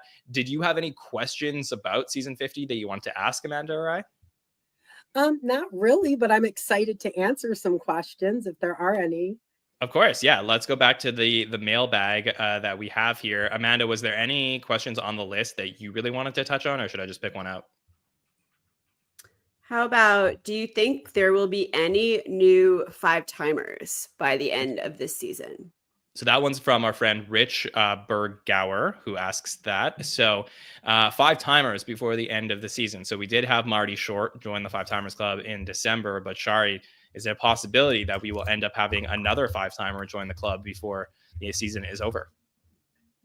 Well, what a good question. Maybe. I can't think of who it would be, but I mean, anything's possible, right? They they keep throwing these whammies at us all season. So who knows? Who knows? I think we still have 6 or 7 episodes left. So we got 6 episodes left. Yeah, so, for sure. So I'll make this easy for everybody to just read out the 4 timer so you know who's on the board as possibly coming in the next 4 episodes. 6 episodes. So we have Eric Idle and Michael Palin, so 2 Monty Python guys that we really haven't seen on the show since the early years. Paul Simon, who we saw at the 50th, who I don't believe will host, but on the board. Ashton Kutcher, last hosted in season 35. We have Dana Carvey, last hosted in season 36. Lindsay Lohan, last hosted in season 37. Cameron Diaz just returned to acting. She last hosted in season 40. We got Louis C.K. and James Franco in 42 and 43, so I think we can cross them off the list. Charles Barkley is an option, last hosted in 43. Adam Driver hosted last year in 49, so he is an option. And then you got Michael Keaton and Chris Rock, who already hosted the season in season 50, and it would be a massive surprise if someone hosted twice this season, so we'll rule them out as well. But Amanda, any names stand out to you? Adam Driver. Yeah, he's the one, you think? Of these, I think that if there's going to be one, it's going to be Adam Driver. I'm not really sure what he's working on. Maybe if Megalopolis had gained a little bit more traction, we could have seen him for that. But I thought he was fantastic briefly at the anniversary, and he's one of my all-time favorite hosts. So I would like to see him join the 5 timers, if not this year, then next year. Yeah, he's somebody that I really wish I could have spoken to on the carpet. At one point, I saw him like out of the corner of my eye when somebody, like I was talking to somebody, and he's just like walking by, and there was just so many people. I was like, I wish I could be like, wait in line. Just like, obviously you can't do that. But yes, he was fantastic at the 50th. Shari, what about you? Anyone else on the list, or do you think Driver as well? I completely agree with Amanda. I think he's definitely the most likely. He's the one who's around right now and like viable. The others are kind of like, what is Ashton Kutcher even doing? I couldn't even tell you. I've never cared for him, so maybe I'm not following his career. But Adam is very viable. He's doing things. I don't see why they wouldn't invite him back. I think they've invited others that were in season 49 this year, so why not? Why not Adam? We did a really good episode about him on the water cooler last season. And I didn't realize what an incredible amount of like super funny sketches he's done. So yeah, I would love to see him come back. I think he's an absolute riot. He's definitely somebody that's a part of this like new, modern, great group of hosts that I think could come back. I do wonder if we get him in the last 6. I would say that somebody who I think would be an outside shot, but I would love to see is Lindsay Lohan. I think that would be so much fun. It's been a long time since she hosted the show. She's obviously in a like much different place and state since, her original episodes and then coming back for the 4th time. But I just saw that I think she's in a movie coming up with Chloe Fineman. And sometimes when there's hosts that have done an outside project with a cast member, sometimes those cast members like head over to the the booking people, and are like, hey, so and so wants to host, they would be really fun, and they know that they have the chemistry with the cast. So I think that could be like an outside shot that would be a pretty big surprise, but I would love that. That would be really, really fun. All right, let's take another question on the list here. So this one comes from Selena, who says, what are specific niches of SNL roles that you feel are missing from the show currently? Perhaps like a Beck Bennett or Chris Parnell type. Do you see any current cast members that should lean into these niches? So thanks, Selena, for the question. I guess here, Shari, that, she wants to know, is there anything that we're really missing? If you were out at Just for Laughs or at one of the, Second City or Groundlings, and you were looking for somebody to fill a role in the cast that's not currently there, what would you be looking for? I feel like every niche is filled. I think you were talking about this earlier. If anything, we're overfull. There's so much talent that everybody's not getting their opportunities. So I don't really think there's a particular spot that couldn't be filled by someone who's already in the cast. there's so much talent there, and there's so many, I'm sure you both agree, that are not being used enough.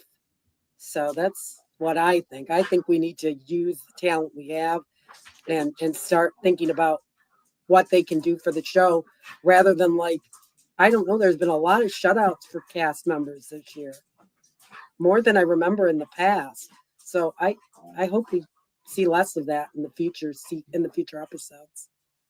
Yeah, Amanda, what do you think? Anything that you think the cast is missing right now? It's not something that I notice. It's more when the question is posed, but I think this maybe is going to be controversial. I think that I'm missing a little bit of the like Kristen Wiig to Kate McKinnon pipeline. I think that Heidi is able to fill a lot of those roles often. And this is not to say that Heidi is underperforming or anything like that. I just think she's a little bit different of a character, although, of a player, although she's probably closest to kind of that family, if you will. I think we're missing a little bit of that. I find Heidi to be like, Heidi's such an unbelievable actress. Like, she's an actor, and like, she's really phenomenal at all. Like, every update. I mean, she's just so good at being in character. She's not as like zany to me. I think maybe that like if there was like a Sarah Sherman Heidi kind of combination, that would be closer to the Wiig McKinnon type. And that's not even to say that Kate and Kristen Wiig are the same, but I'm personally missing a little bit of that. Yeah, I think Heidi's probably too much of a chameleon to fill that role. Like, she really, really like adapts to what the show needs from her and doesn't necessarily like take over a show in that way. Like, she could have one sketch a week that's her sketch and that she'd be pretty good with that. But I don't necessarily see her doing 7 or 8 sketches a night in the way that Kristen and Kate could have. I do wonder if the show looks at Ashley as a potential successor to that based on her, coming out of the Groundlings and some of the things that we're seeing from her that are like very, very early Kristen-esque, stuff in the sketches where you throw to her for a line and it's like, it's a really killer line. But yeah, I definitely could see that in the show. I do think like SNL is missing like a really dumb guy. Like, not like, you know what I mean? Like, not like somebody who's like dumb in real life, but just like is a complete doofus on screen in the way that like a Beck or a Parnell could play like Merv the Perv. And it's just like, it's so stupid that you laugh at them. And I know this is like, sounds like a really bro-y answer, but like sometimes like you have those friends that just like walk into the bar and you just like know that it's just going to be a hilarious night because they're gonna like something stupid's going to come up and you're just going to be laughing the entire time. And I do feel like we don't have that currently in the cast. And like Gillis probably like had like a very small element of it, but he brings like a lot of extra like baggage to it that would be like too much in one direction. But yeah, I'm like really missing that, especially when you see like once you see Beck Bennett back at the show a couple weeks ago, I'm like, damn, like that pipeline from Bennett is just gone. Playing like an unlikable. I think like Beck was very good at playing unlikable, and that's not. I think Beck is insanely likable, and I think he could also play very likable. But yeah, like a little bit like of like a little bit darker, maybe like but I feel like JJ kind of, and like maybe Mikey formally. I'm just reaching. They could do some of those things, Shari, but like they don't like. They're not. I don't know if they're fully believable that they could play it like super dark or super dumb because they've been so typecasted. Like Mikey's always like POV of the audience, where he's just like, "Well, why is everything happening in the sketch that's happening right now?" And James is such a good like impressionist, and also like is an authority figure in sketches where he could play like that teacher or has like the perfect voice for anything. That I just don't know. Like we have that person on the cast right now. Why can't Andrew? Or Longfellow? Andrew could, but Andrew to me is more like he's more Forte-esque, where he's like he has like a sinister, and so does Longfellow. They both do it in their own ways, but like they have like evil genius to themselves, where sometimes they're such evil geniuses that they do something so dumb that we can all laugh at it. But I'm not talking about that. I'm talking about like the full, just like sometimes could just like be a moron. Jackassery. Yeah, exactly. Yeah, exactly. The guy who's like doing a keg stand outside of the building, like that type of thing. Right. Okay. Yeah. Shari, is there anything else that you want to talk about or ask us? No. I want to apologize to everybody for my wacky dogs. No, we love animals. They're a little out of control, but no. You two made some good points though about niches that need to be filled. I get what you're saying about the dumbass thing, John, but I think that any one of there's plenty of dumbasses in the cast. I think they could figure it out. I really do. Yes, I do think so. Also, I am curious, like what they will look for. It was interesting this year when they hired Emil, Jane, and Ashley to fill 3 things that I don't think are in the cast right now. Like they all felt like they were just different from any of the other current cast members. So that is one of the fun things that we do at the start of every season, is just be like, why did they make this decision? So yeah, we'll see what happens. A lot of decisions are going to be made in the next 6 months, and I can't wait to break them all down. And Shari, it's just wonderful to get to talk to you, and I appreciate all of your kind words. So seriously, call back anytime. Don't be a stranger. So happy to have you on the show. Thanks a lot. It was so great to meet you both, and I'll go be part of the chat again. See you later. Don't stay up too late. Yeah. Don't stay up for us. Thank you. All right, we'll talk soon, Shari. Thanks. All right, let's bring in my man Dan is here to hang out with us. Dan, what's up, buddy? John, how you doing, my friend? Great to get to speak to you. Amanda, meet Dan. Dan, meet Amanda. Hello, Amanda, Dan. so nice to meet you. Pleasure. And thank you, John. I just want to check in with you. Like, are you okay? Because why would I not be okay? Okay, I know for a fact that when I go to like a concert I'm looking forward to, I am depressed starting from the day after for like 3 weeks. And you were on the red carpet at SNL 50 interviewing Tom Hanks and Sandler, and you did such great work. I love what you did. And I just want to make sure you're good, because it feels like a real like see Naples and die kind of moment, if you know what I mean. Well, first of all, thank you. How do I you really feel knowing it's all downhill from there? Yes, my life is just no, but I don't know. I have a lot. Never mind your wedding, and I'm very excited. Yeah, that's a to do, honestly. From an SNL perspective, I first of all, I still think in the SNL world, there's still a lot to look forward to. We got the 1,000th episode coming up next year. There's still gonna be a lot of things to talk about season to season. So I don't feel like everything's downhill from here. But on a personal level, it was really nuts that day. I really felt like I couldn't properly process what happened as it was happening.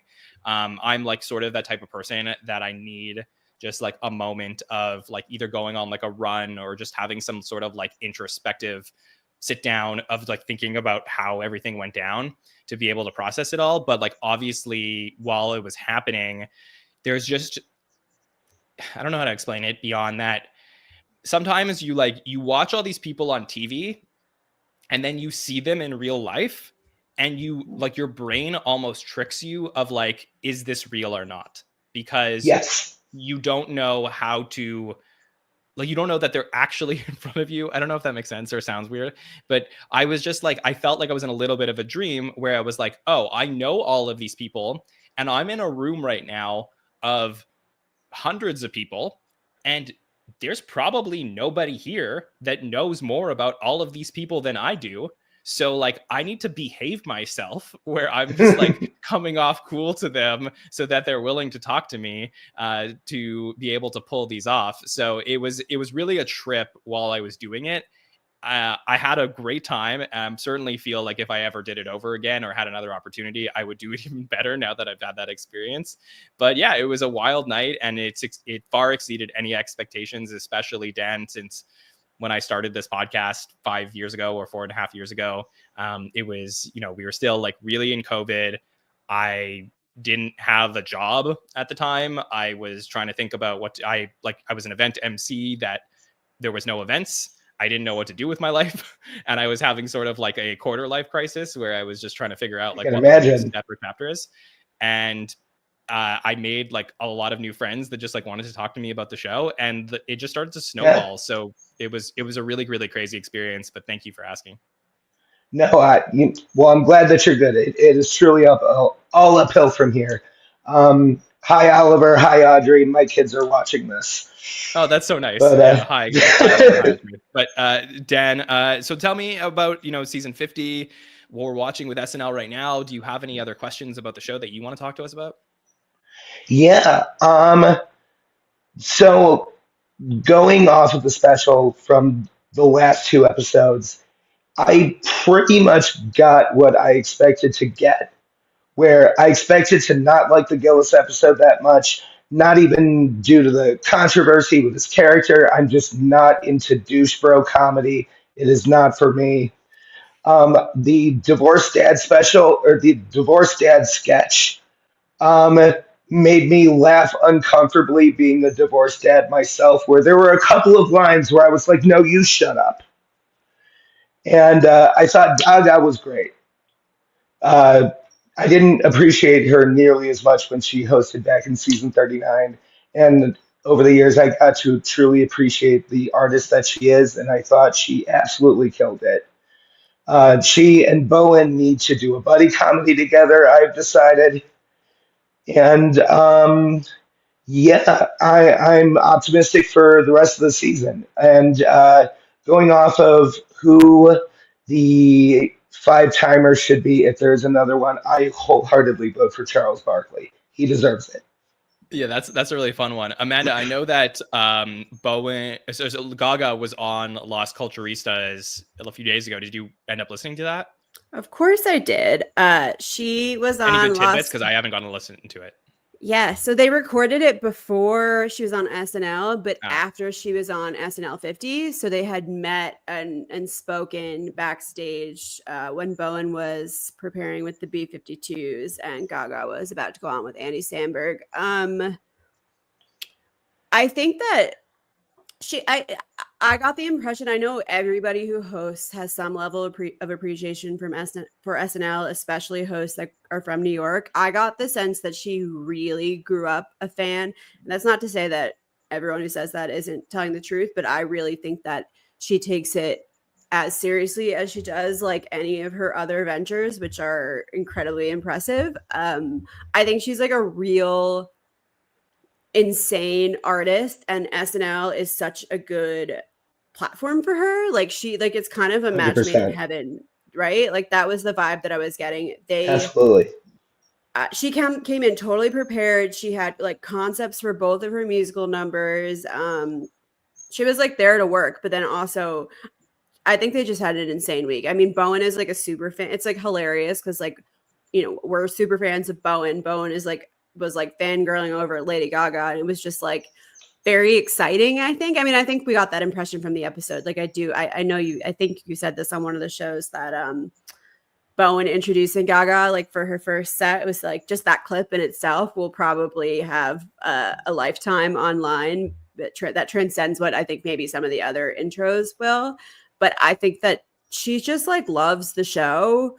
She's such respect for the cast and the process, and that just couples up, they obviously respect her, and it was just kind of like electric, and that's kind of how the podcast episode was too. And I think that Bowen, speaking to what you were saying, Bowen did a really good job of being a journalist and measured and not still obviously he knows everything about her, which I think was what makes you a really good journalist also, John, but like was like very measured, and it was just like a great interview. I think that you can be incredibly enthusiastic about the subject while still being professional, and that like the two, that almost makes it better. Like it's just like a palpable energy. You're just like happy for everyone and like kind of don't care what they're saying, even though they're saying brilliant things. Oh, honestly.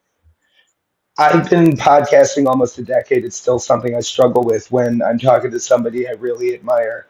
Where, like, to paraphrase Chris Farley, where it's like I interviewed Paige Kennedy, who was like on Weeds and Blue Mountain State, And that interview was just like, hey, remember that time you were on weeds? That was awesome. And not doing that is just the hardest thing in the world when you are in the moment with that person. Yeah, I've certainly had that experience, and it is a very weird feeling, and you just have to like shut everything off. And honestly, like I think the thing that really makes a difference when you're in that moment is just like really thinking about the listeners and be like, what makes a good listen right now? Like nobody wants to hear, like if I was, when I was talking to Will Forte for 2 minutes, nobody wants to hear me just be like, just ranting at him about why he's just so amazing. I So do. okay, you do? All right. maybe we'll get that. That would be genuinely funny. Yeah. I don't know. Yeah. Anyways, but I do think like there's probably the right moments for things like that. And I think the interesting thing with Gaga and her, on season 39 and then coming back for now, I know she was a musical guest a few times and she's had some like pretty big moments as a musical guest, but when you host in a bad season, I do wonder if that affects your interest in then coming back to host again. Like, does she know that season 39 was like one of the weirdest SNL seasons of all time? If you were like walking down the streets and you were like, Stephanie, like, do you know that this season 39 like was weird? Stephanie, how dare you? First of all, I was saying like talking to her like she's a normal person. Yeah, like, you cannot call her Stephanie. Okay, sorry. But like Miss Gaga. Sorry, okay, The Gaga. audacity. Sorry. Do you know that season 39 like was kind of weird that they brought in like all of these new people and they didn't all work out? And I would think that she sort of like got the inclination coming in there that like they didn't have their house in order. So I would think they probably tried to get her to host again between 39 and 50 and maybe couldn't. And that gives me the question of like, how many hosts in the history of SNL hosted once in a bad season that would have been amazing hosts, but were sort of turned off by the prospect of hosting again. Because if we never got Gaga, I think she's like nowhere near a part of SNL history as a host. Was Three-Way in the episode where she hosted, or was she musical guest for that episode? It was Justin Timberlake who was the host, and then she was the musical guest for that. So like, okay. Yeah, so she really just had like a pretty strong legacy. The first time she was a musical guest in the Ryan Reynolds episode back in 2009, she did a Deep House Dish sketch where her and Madonna were guests, and they got into like a huge like blow up on the show. And that was like a pretty big deal as well. And that was the first time we saw Gaga on SNL. So I really felt like her legacy at the show was much more as a musical guest, basically up until she did I mean, obviously this isn't canon, but up until the Homecoming concert where she did that medley with Andy, like she was not a part of the family. And now I feel like it's like the doors have swung wide open for Gaga to return again. She could be like a Miley Cyrus type, like how even if Miley Cyrus is just a musical guest, there are two hosts that night. Yeah. I hate to.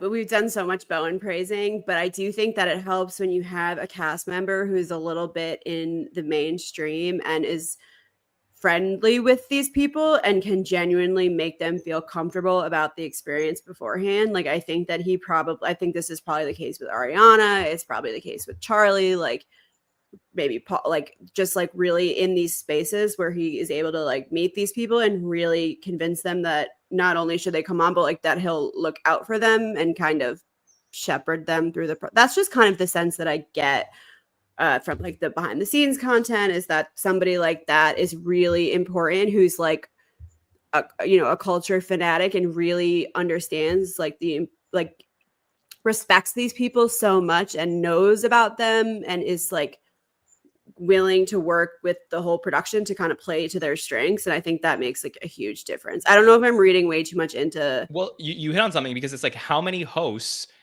when Will Ferrell was running the show, like wanted to do SNL to work with Will Ferrell, or like Eddie Murphy when he was becoming this huge star. It's like all of these people in the early 80s were like, oh, it would be fun to do SNL now because I get to work with Eddie. I don't know that SNL's had that person in the last few years since Kate has left the show. Even like when Pete at the peak of his popularity, like wasn't that person really that people came to the show to be with him. So Right, because you were Bowen only could be going to be that on person. one sketch with him. Like, Right. And Bowen could be that person where someone's like, oh, I want to host specifically so I can do something with Bowen.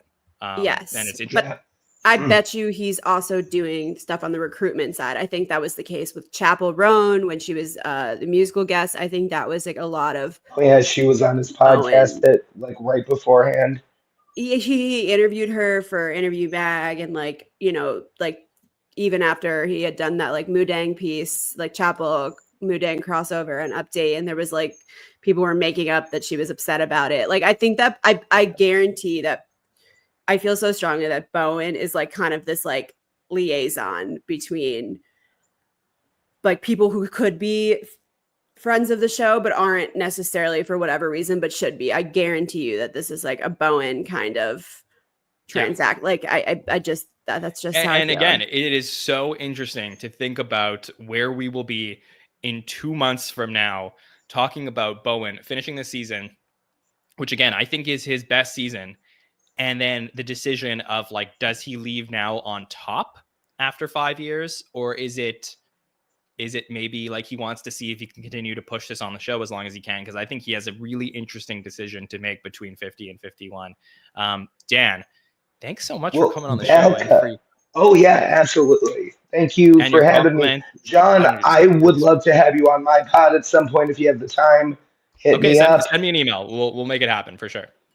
All right, done. Yeah, thank you guys for having me on. Amanda, great meeting you. John, thank Okay. you Lovely to again. meet. Perfect. Say hi to your kids. So Yeah, that hello to they your were- kids. They were watching, and They've been we'll catch up spam soon. texting me this whole time. I've seen the notifications pop in as I'm trying to talk. Well, you're a star, so we will definitely see you soon, and we'll talk to you next month, Dan. Thanks so much. All right, talk to you then.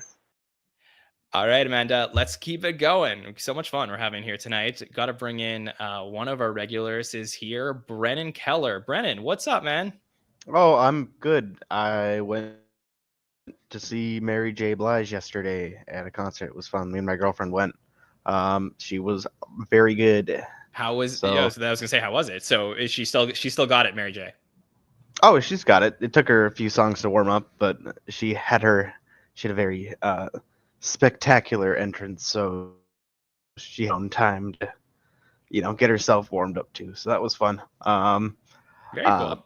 In other news, I was sick for 3 straight weeks after the day after the 50th anniversary of SNL, so it was pretty easy to tell when I got sick and when I got better. But now I'm back. I'm good. So Well, everything for the rest of our lives will be in comparison to pre the and 50th. post. Yep. Yes, what you did before the 50th and what you did after the 50th. But I'm glad you're feeling better. How are you feeling with the last month of SNL? Good. 3 really good episodes, if you ask me, and that won't be everyone's opinion, but that is my opinion.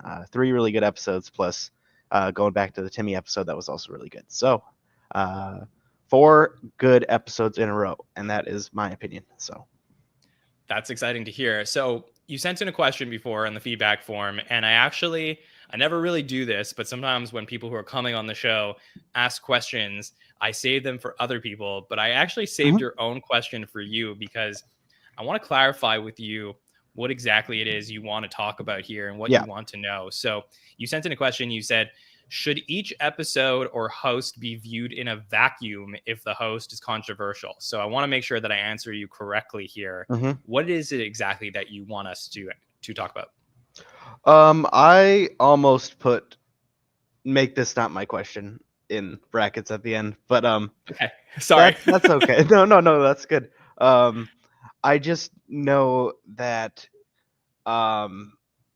when a host comes on that someone isn't particularly as excited about seeing, then you get a different feeling of conversations. I like to think of every episode fresh. Like, I liked the Dave Chappelle episode for what it was.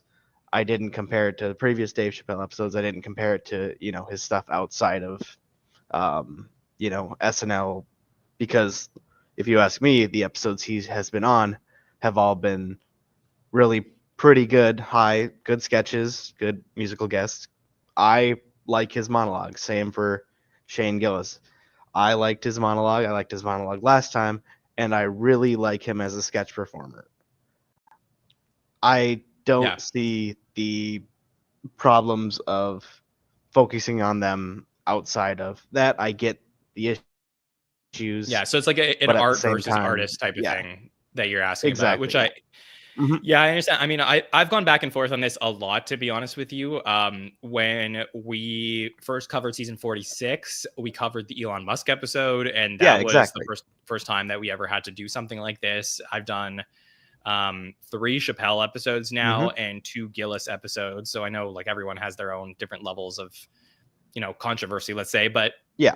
I've dealt with this a few times. Or It's been a musical mix. guests. Yeah.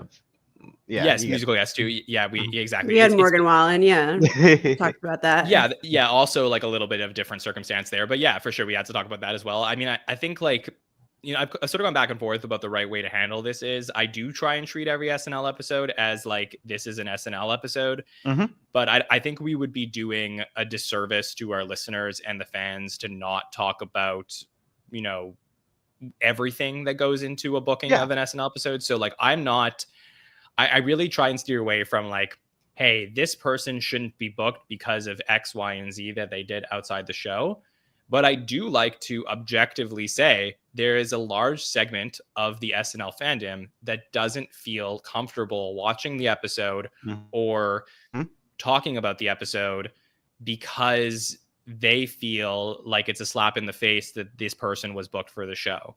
And that has to be a part of the conversation. I know it's not something that you're going to see on NBC from 11:30 to 1, the people that don't want to watch the Shane Gillis episode because they're offended by his comments. But as a community of SNL fans, like it, to me, it's part of the process. If you go back and you start, you know, reading blog posts or reviews of episodes from the 70s, 80s, and 90s, the show going back half a century, like that was a part of it then too. Like there was people who were booked for the shows that, you know, were controversial and then even controversial in retrospect. Like think about OJ Simpson and Robert Blake being booked for the show, like things like that, where you have to go back and you have to talk about these things now.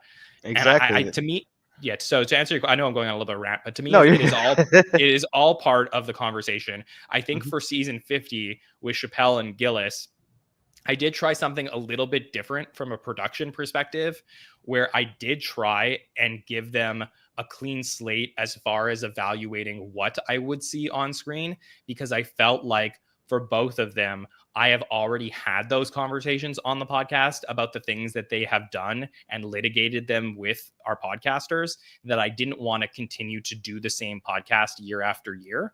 So when it came to Gillis, and I know Amanda, you were with me on that roundtable, I sort of limited the whole, like, let's do the backstory and talk about whether he should have been fired or not versus what we did in season 49. Does that make sense? Because that was the first time. Yeah. Exactly. So yes, I do try and look at every episode in a vacuum, but I think every situation is unique and it depends. If there's some other new controversial hosts, I do think we got to talk about it. Yeah. Amanda, do you have any perspective on this? I think that the way that I view SNL, every episode, every booking choice is so much in the context of what else is going on. And I think that's like a big part of what I like about the show, like kind of like not only what's going on in the host's life, what projects, what's going on in current events, the interplay of like all these things. So I think it would be very hard to divorce certain hosts from the context in which they live, just because I want to give them more grace. But that being said, I think that both can exist. Like I have issues with Dave Chappelle. I always really like his monologues, like both, but I'm never not thinking about the context. And I think that part of what you're saying, like we have a tendency to like compare hosts, like, you know, their second hosting stint to their first, and that's just kind of because we're into like the data and that kind of thing. But I think that SNL at its best is really important to be viewed in just the context of everything else that's going around. So it's kind of hard to do that for people that are just happen to find themselves in controversy, and sometimes that makes for a more interesting episode. Like I think that what's a problem is when the context when you kind of write them off based on what's happening. But I think that if you're looking at things as a whole and like outside of the vacuum, it just kind of makes it more interesting and more layered, even if sometimes you end up being more critical as a result. I think it goes back to like, you know, for me, I know I do the podcast, so I feel like an obligation to talk about every episode. I can't imagine a scenario where someone was hosting where I wouldn't watch the show, but that is just a personal choice. Like if SNL was around and I was as big of a fan as I am now of it then, and it was around in like 1940, like, and Hitler was hosting the show, like, would I watch it? Like, I think so. Like, I think it's just like SNL is like, yeah.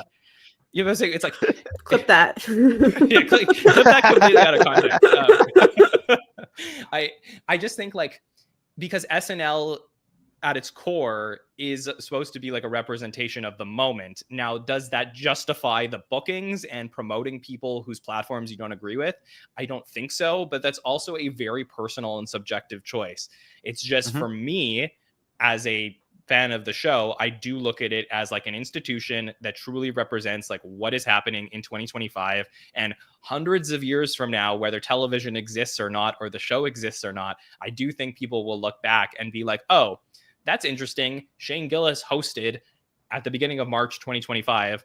Like, what was it about this guy that made him host the show at the time? Yeah, so when you spin it, or well, when you spin the way around, the conversation instead becomes not look at it in a vacuum, look at it.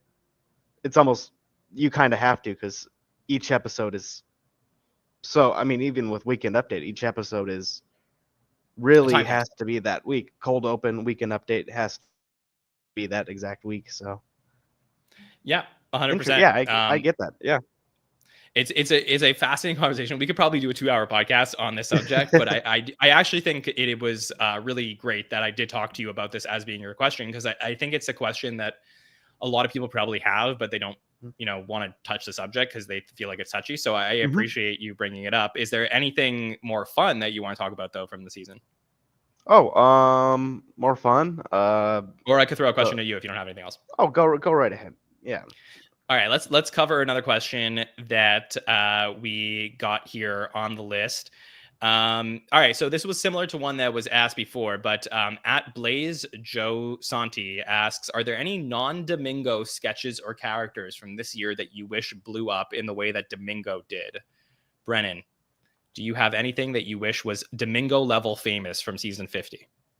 Ooh, outside of Domingo, which I liked the first 2 times, and then like it finally hit with me on the 50th anniversary episode where I was like, okay, yeah, like it was fast, but I think I got it and I liked it. So let me do a quick look through my list here, because I always have everything in front of me. Okay. Well, I can go to Amanda first. Yeah, Amanda, go ahead. Yeah.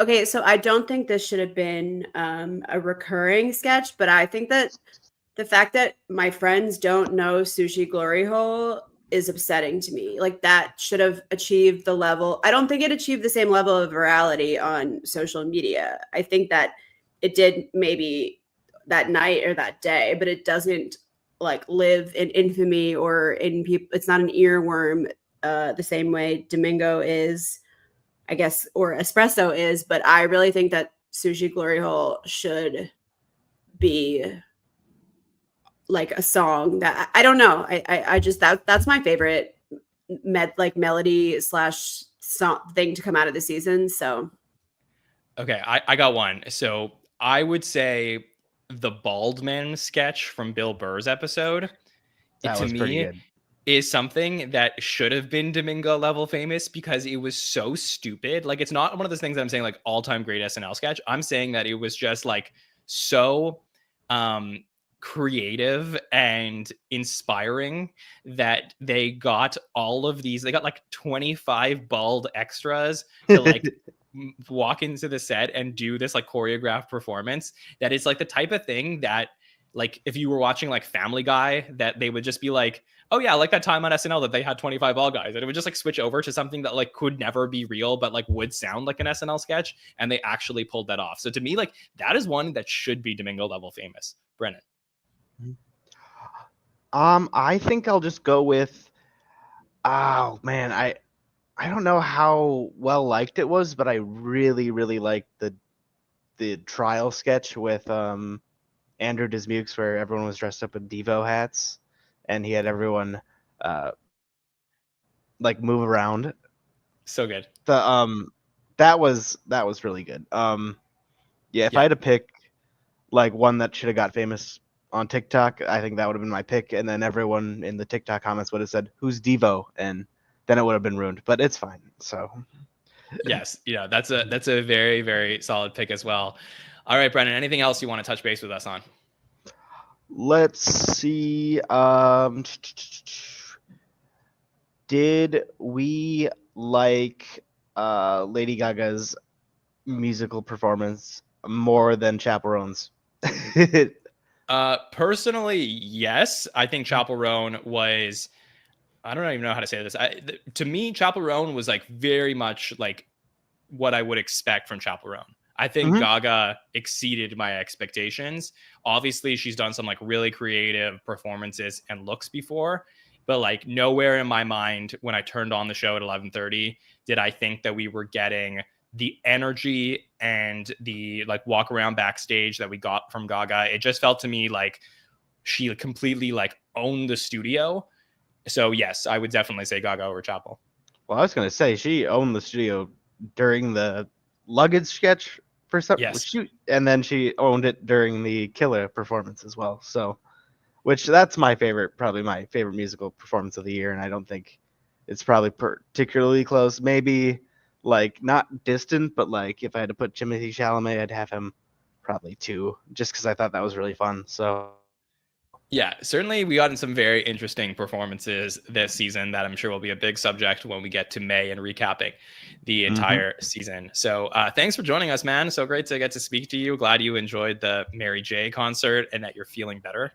Oh yeah, thank you. Pleasure. I'll come back if you want me. No. Yes, of course. We'll always have you on the show. So looking forward to speaking to you again this season and as we head towards the end of the season and get your Reddit stats. Oh, sounds good. Perfect. Thank you. All Have right. a good day. We'll chat soon, Brendan. Thanks. All right, Amanda, let's bring in. Yeah, go ahead. That Chapel song just came out. That was just interesting to me that she did The Giver was her second song, and then they like wiped it.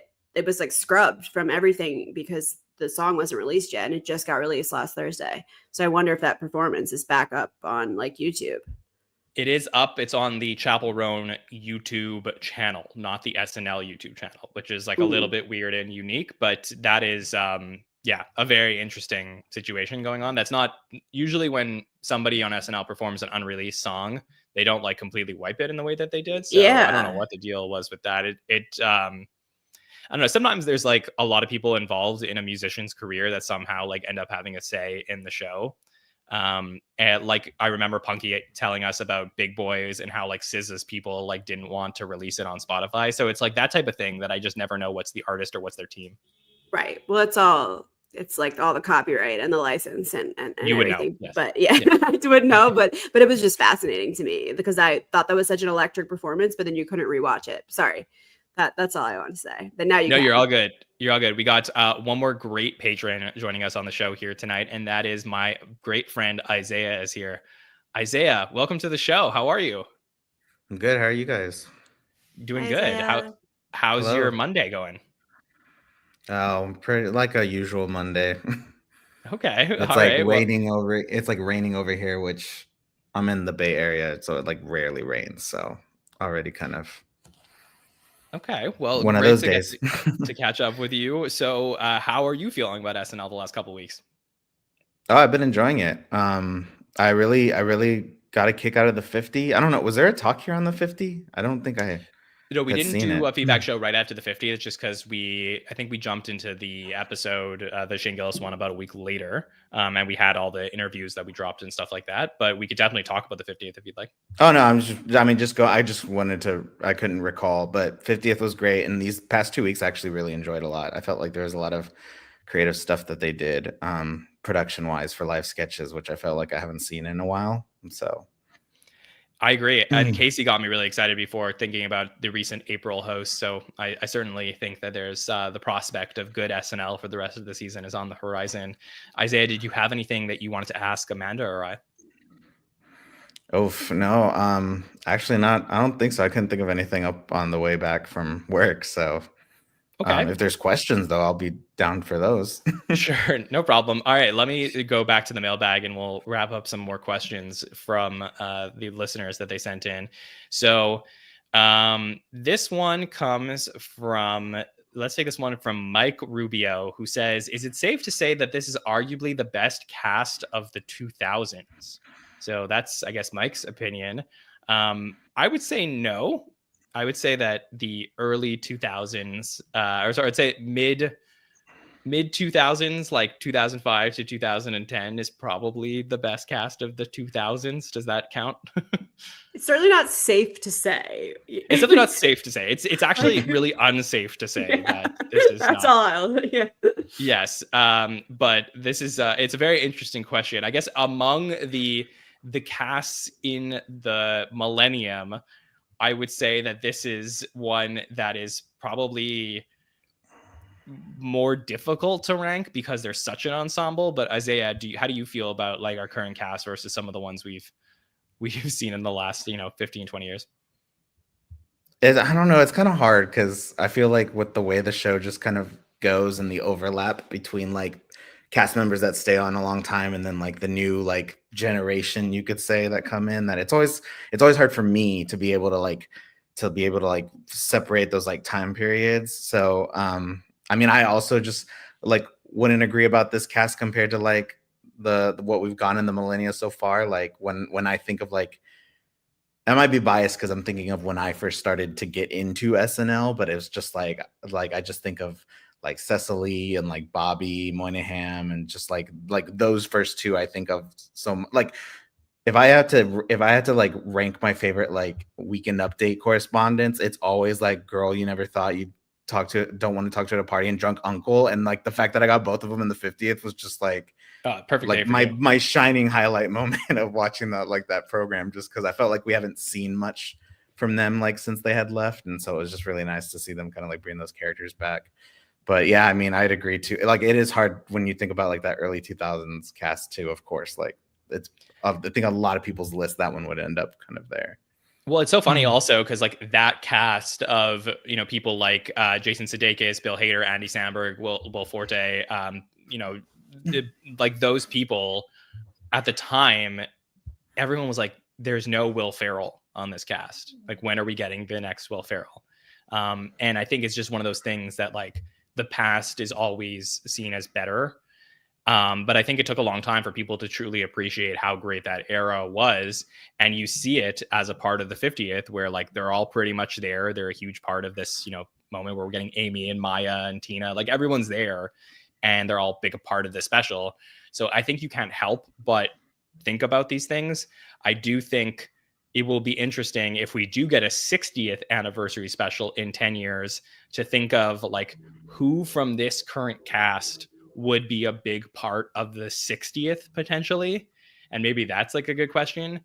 And I think Sarah and Bowen are probably the chalk picks, but like Isaiah, is there anyone else on the cast that you think in 10 years from now we may be saying or looking at as like, oh wow, that person's back and they're a huge part of this next anniversary special? I mean, without hesitation, I also like, I would go with I would say Sarah. Like, I know it's like one of those chalk picks, but Sarah's probably my favorite cast member, like of this like core ensemble, just because I guess so my question to you guys too, off of that too, is like, when you're thinking of like in that kind of who's great in SNL and what they bring like historically to the table, are you guys more interested in trying to find someone that's filling in like previous greatness, like like you said, like who's the next Will Ferrell, or do you want Like, do you like prefer to see someone who's who's gonna kind of like push the show forward? Like, in me, like when Sarah joined, I felt like she was kind of pushing the show in ways that like we hadn't seen, like with all the like the body horror and stuff, and really like trying to test that late night edge of SNL. And so I like to see like what a cast member can bring, like kind of new, like for the show. Matta, do you want to take this one first? Yeah, I think that a little bit of a combination. I don't think that I'm necessarily looking for somebody to fill Will Ferrell's role or play his part. I think that I am looking for who is going to have a comparable impact and kind of dominate. I think that for better or for worse, Will Ferrell specifically is kind of like a god among men that I think that we could spend our entire lives trying to replace Will Ferrell, and that's just not going to happen. And that's kind of a beautiful thing. But I think that what I was drawn to about Sarah was just pushing the boundaries and it working. And also for a number of reasons, she was doing new stuff. She was making it feel fresh. She was clearly jiving with a lot of the cast, with a lot of the writers. It just like seemed like not only was she getting cool stuff on, but she was elevating the energy in a way that I think that we hadn't seen for a bit. And, she started out doing the segments on Update with Colin, and that was kind of cool, culminating with her going backstage. Like, I think that was her first season, right? That it ended that way. So like that was just like something totally new, but also that was just hitting. And like, I think that we just need like energy infusions every so often. And actually, now that I'm talking it through, I think it's probably not a good idea to try and emulate, casts of the past, because you're not the same, and things have changed. The writers have changed, the dynamics have changed, the size of the cast is totally different. Like, maybe we've had this ensemble for a while. There hasn't been space for a Will Ferrell, but I think that what I'm looking for, and this is why I think that I'm interested to see what Jane Wickline does, like for, just something different. And I like that the show has been seemingly willing to take risks, and I think that's what it needs. Whether or not they work out long term kind of remains to be seen, but I think is kind of not the point. I just like to see freshness, and I like to see energy, and however that can kind of come together is cool with me. So I think that the chase for greatness is one of my favorite things that comes out of this show, and why I love it so much. Like, I'm okay with cast members carving their own path and finding a way. It's very Timothy Chalamet of you. Just that's the well, you're welcome. But I think Kenan is a really interesting example here, where a couple years ago, he was in his like 19th, 20th season, and he was dominating on the show. Like, all of the analytics showed that he was just crushing it. And to do that so late in your career and for so long, to me, put him in the discussion of like, well, where does he rank among the Will Ferrells and Kristen Wiggs and Phil Hartmans and, those type of people that we talk about as being like the legends of this show? Is there another argument for Kenan Thompson that isn't longevity? Is it that he has been on for so long, but also so dominant? And this season, with him like really taking a step back and not being in as much, makes him much less interesting to me as a cast member, where now I just feel like he's sort of there, whereas before he had like a case to make for greatness. So I am always saying, like, I'm looking for that next person that's willing to push the boundaries. They can do it in their own way, but like, I want to see somebody challenge Phil Hartman for the most sketches per episode in a given season. Like, go for it. Like, be in a million things, hustle, do your thing, become that next star. Like, I would like to see that. So for me, like, it goes back to the Bowen conversation we had a lot tonight.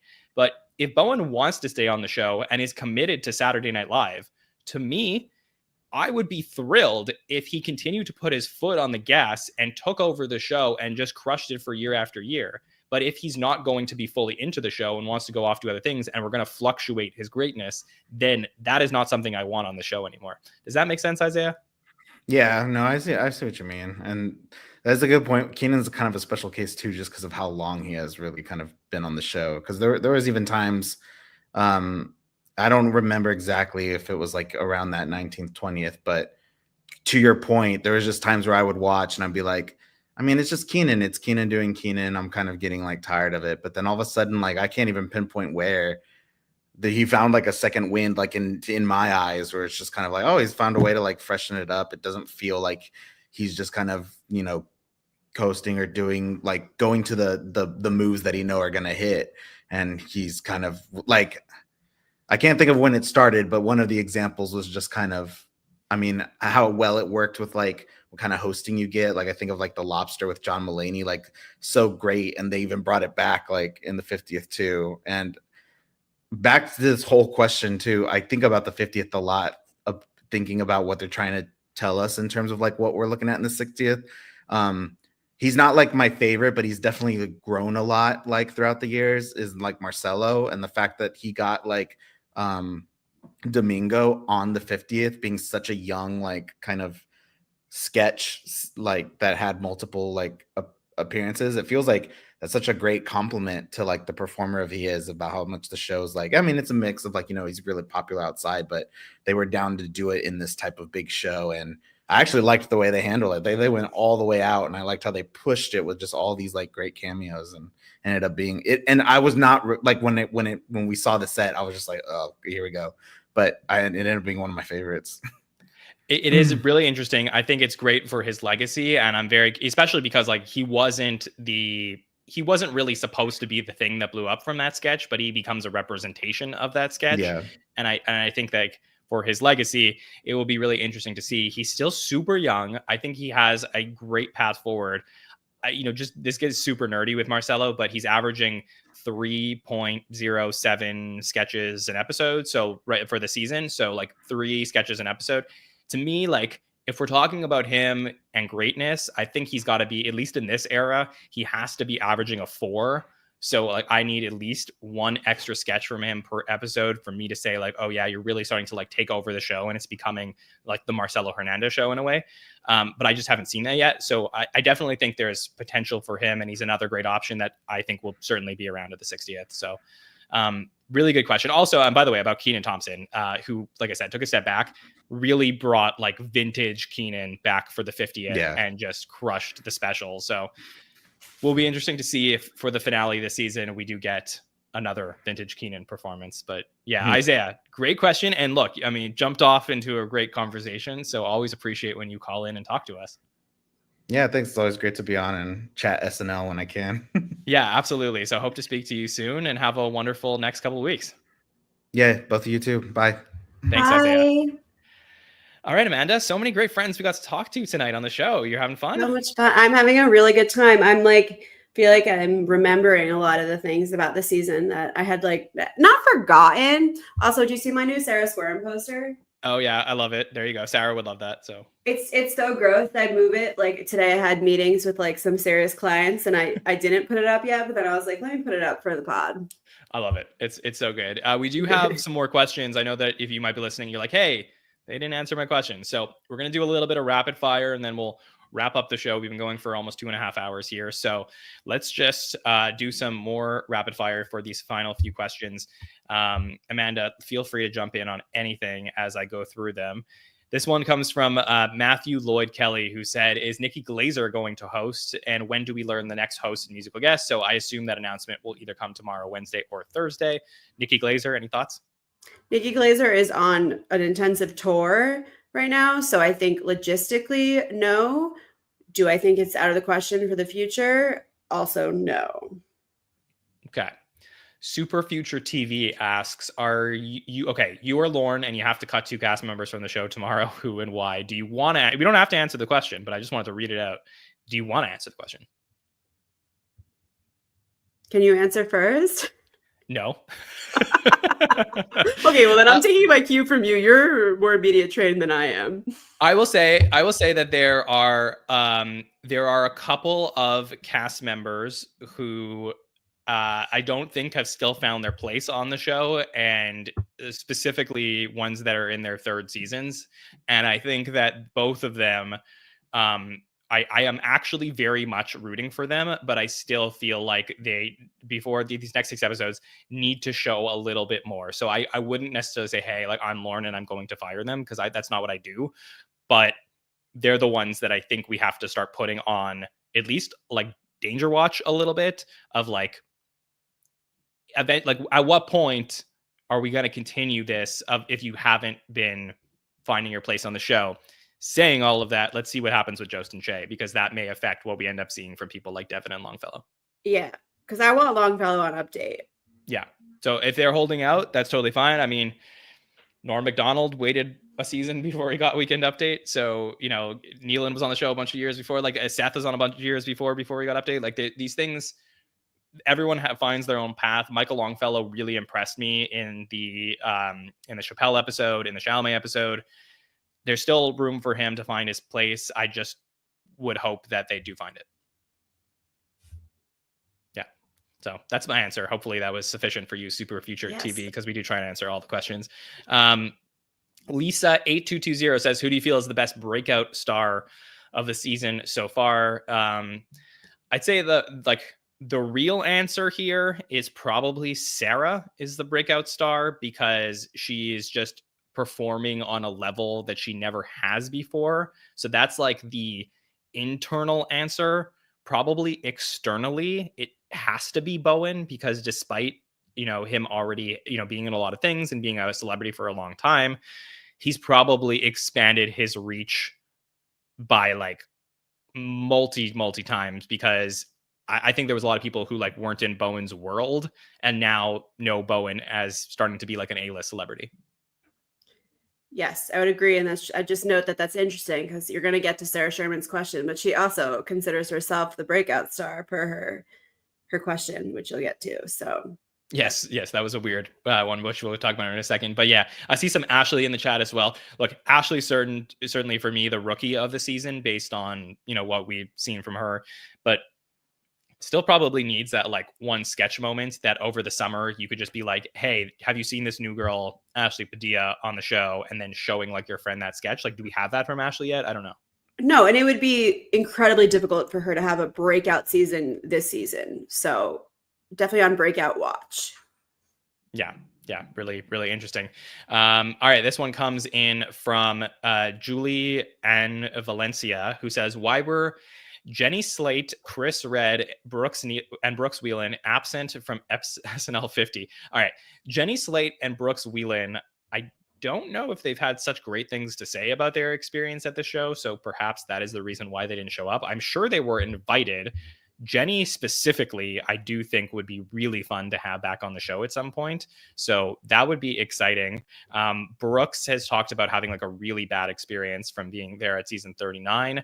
I think he's been on a couple podcasts where he said he hasn't he said some bad stuff about the show. I'm sure he was invited, but he didn't want to come.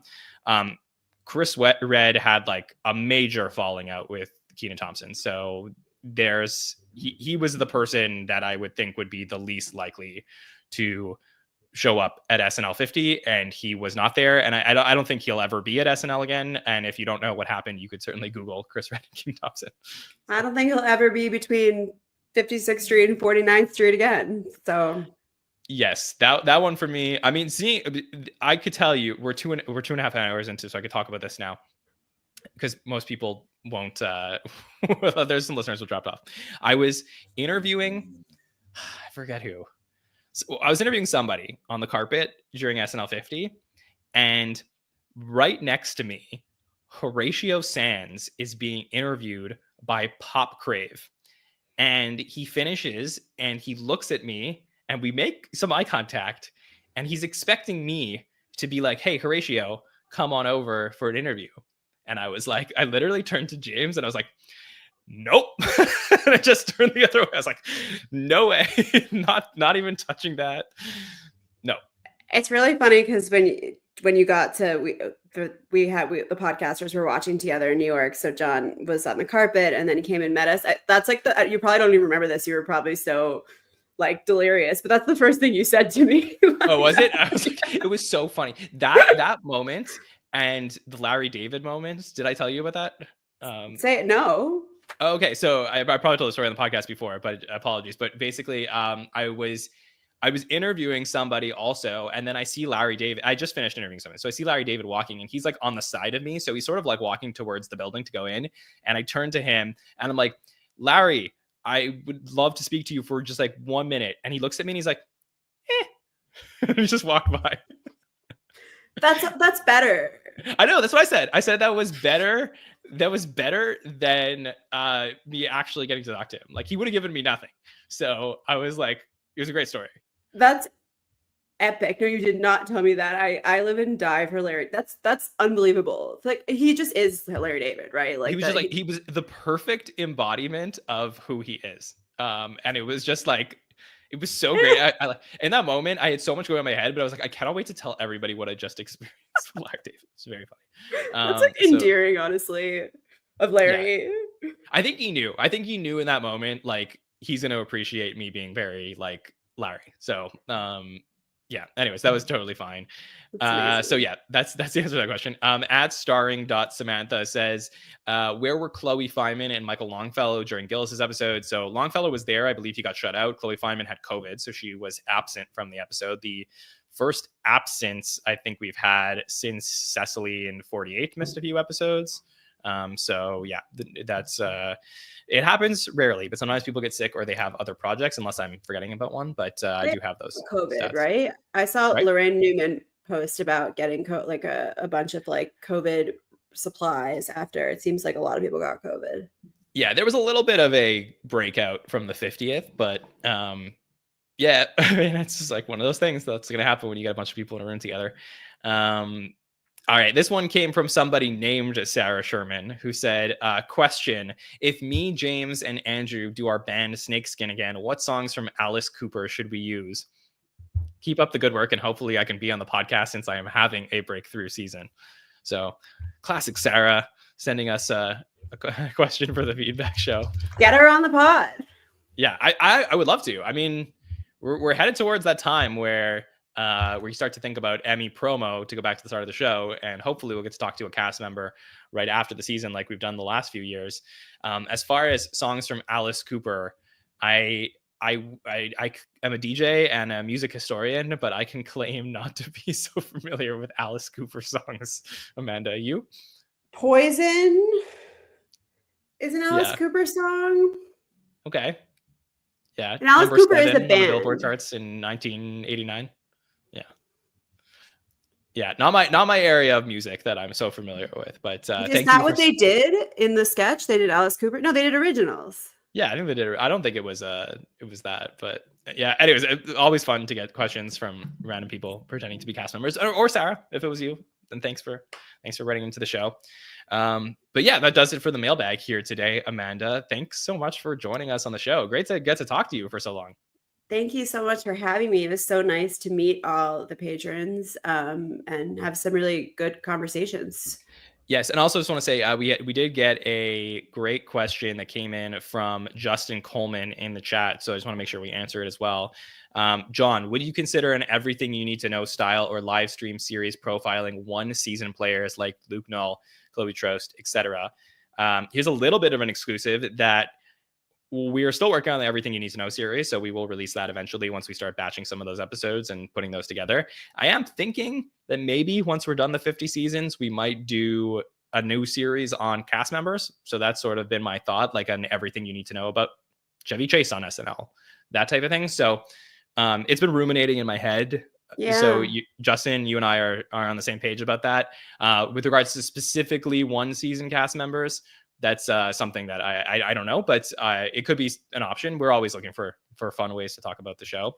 But Amanda, for those who don't know, you joined the podcast from being a patron yourself. So you were a patron. You signed up for a patron feedback show back in the day. We got to know each other, and I'm so happy now that you're a part of our regular rotation. So it's been great getting to talk to you for so many years and becoming a good friend. And yeah, so if you love the show and you want to talk to us or be a part of it, sign up on Patreon, patreon.com/the SNL Network, and you can sign up for a time slot. And we do these shows once a month. And we're going to have another summer series where we're going to have patrons on throughout the summer to join us for another countdown show. So a lot of things happening here at the SNN, Amanda. I would agree. I would just encourage. I took 2 shots of tequila and then I joined I was really, really scared. Now Why? it doesn't. I never podcasted before. It was, I Okay. just You weren't scared of me. You were just like scared of the general idea of No. podcasting. Okay, good. Yeah, like, I argue in court, but I really couldn't get on this podcast without just a shot. And then I had such a good time, and I've been wanting to come back and talk to you and everyone in the community ever since. So incredibly grateful. Yeah, I'm grateful for you too. Urban Shari in the chat, I just want to let you know we did do a draft once of cast members that were on the show for 2 seasons or less.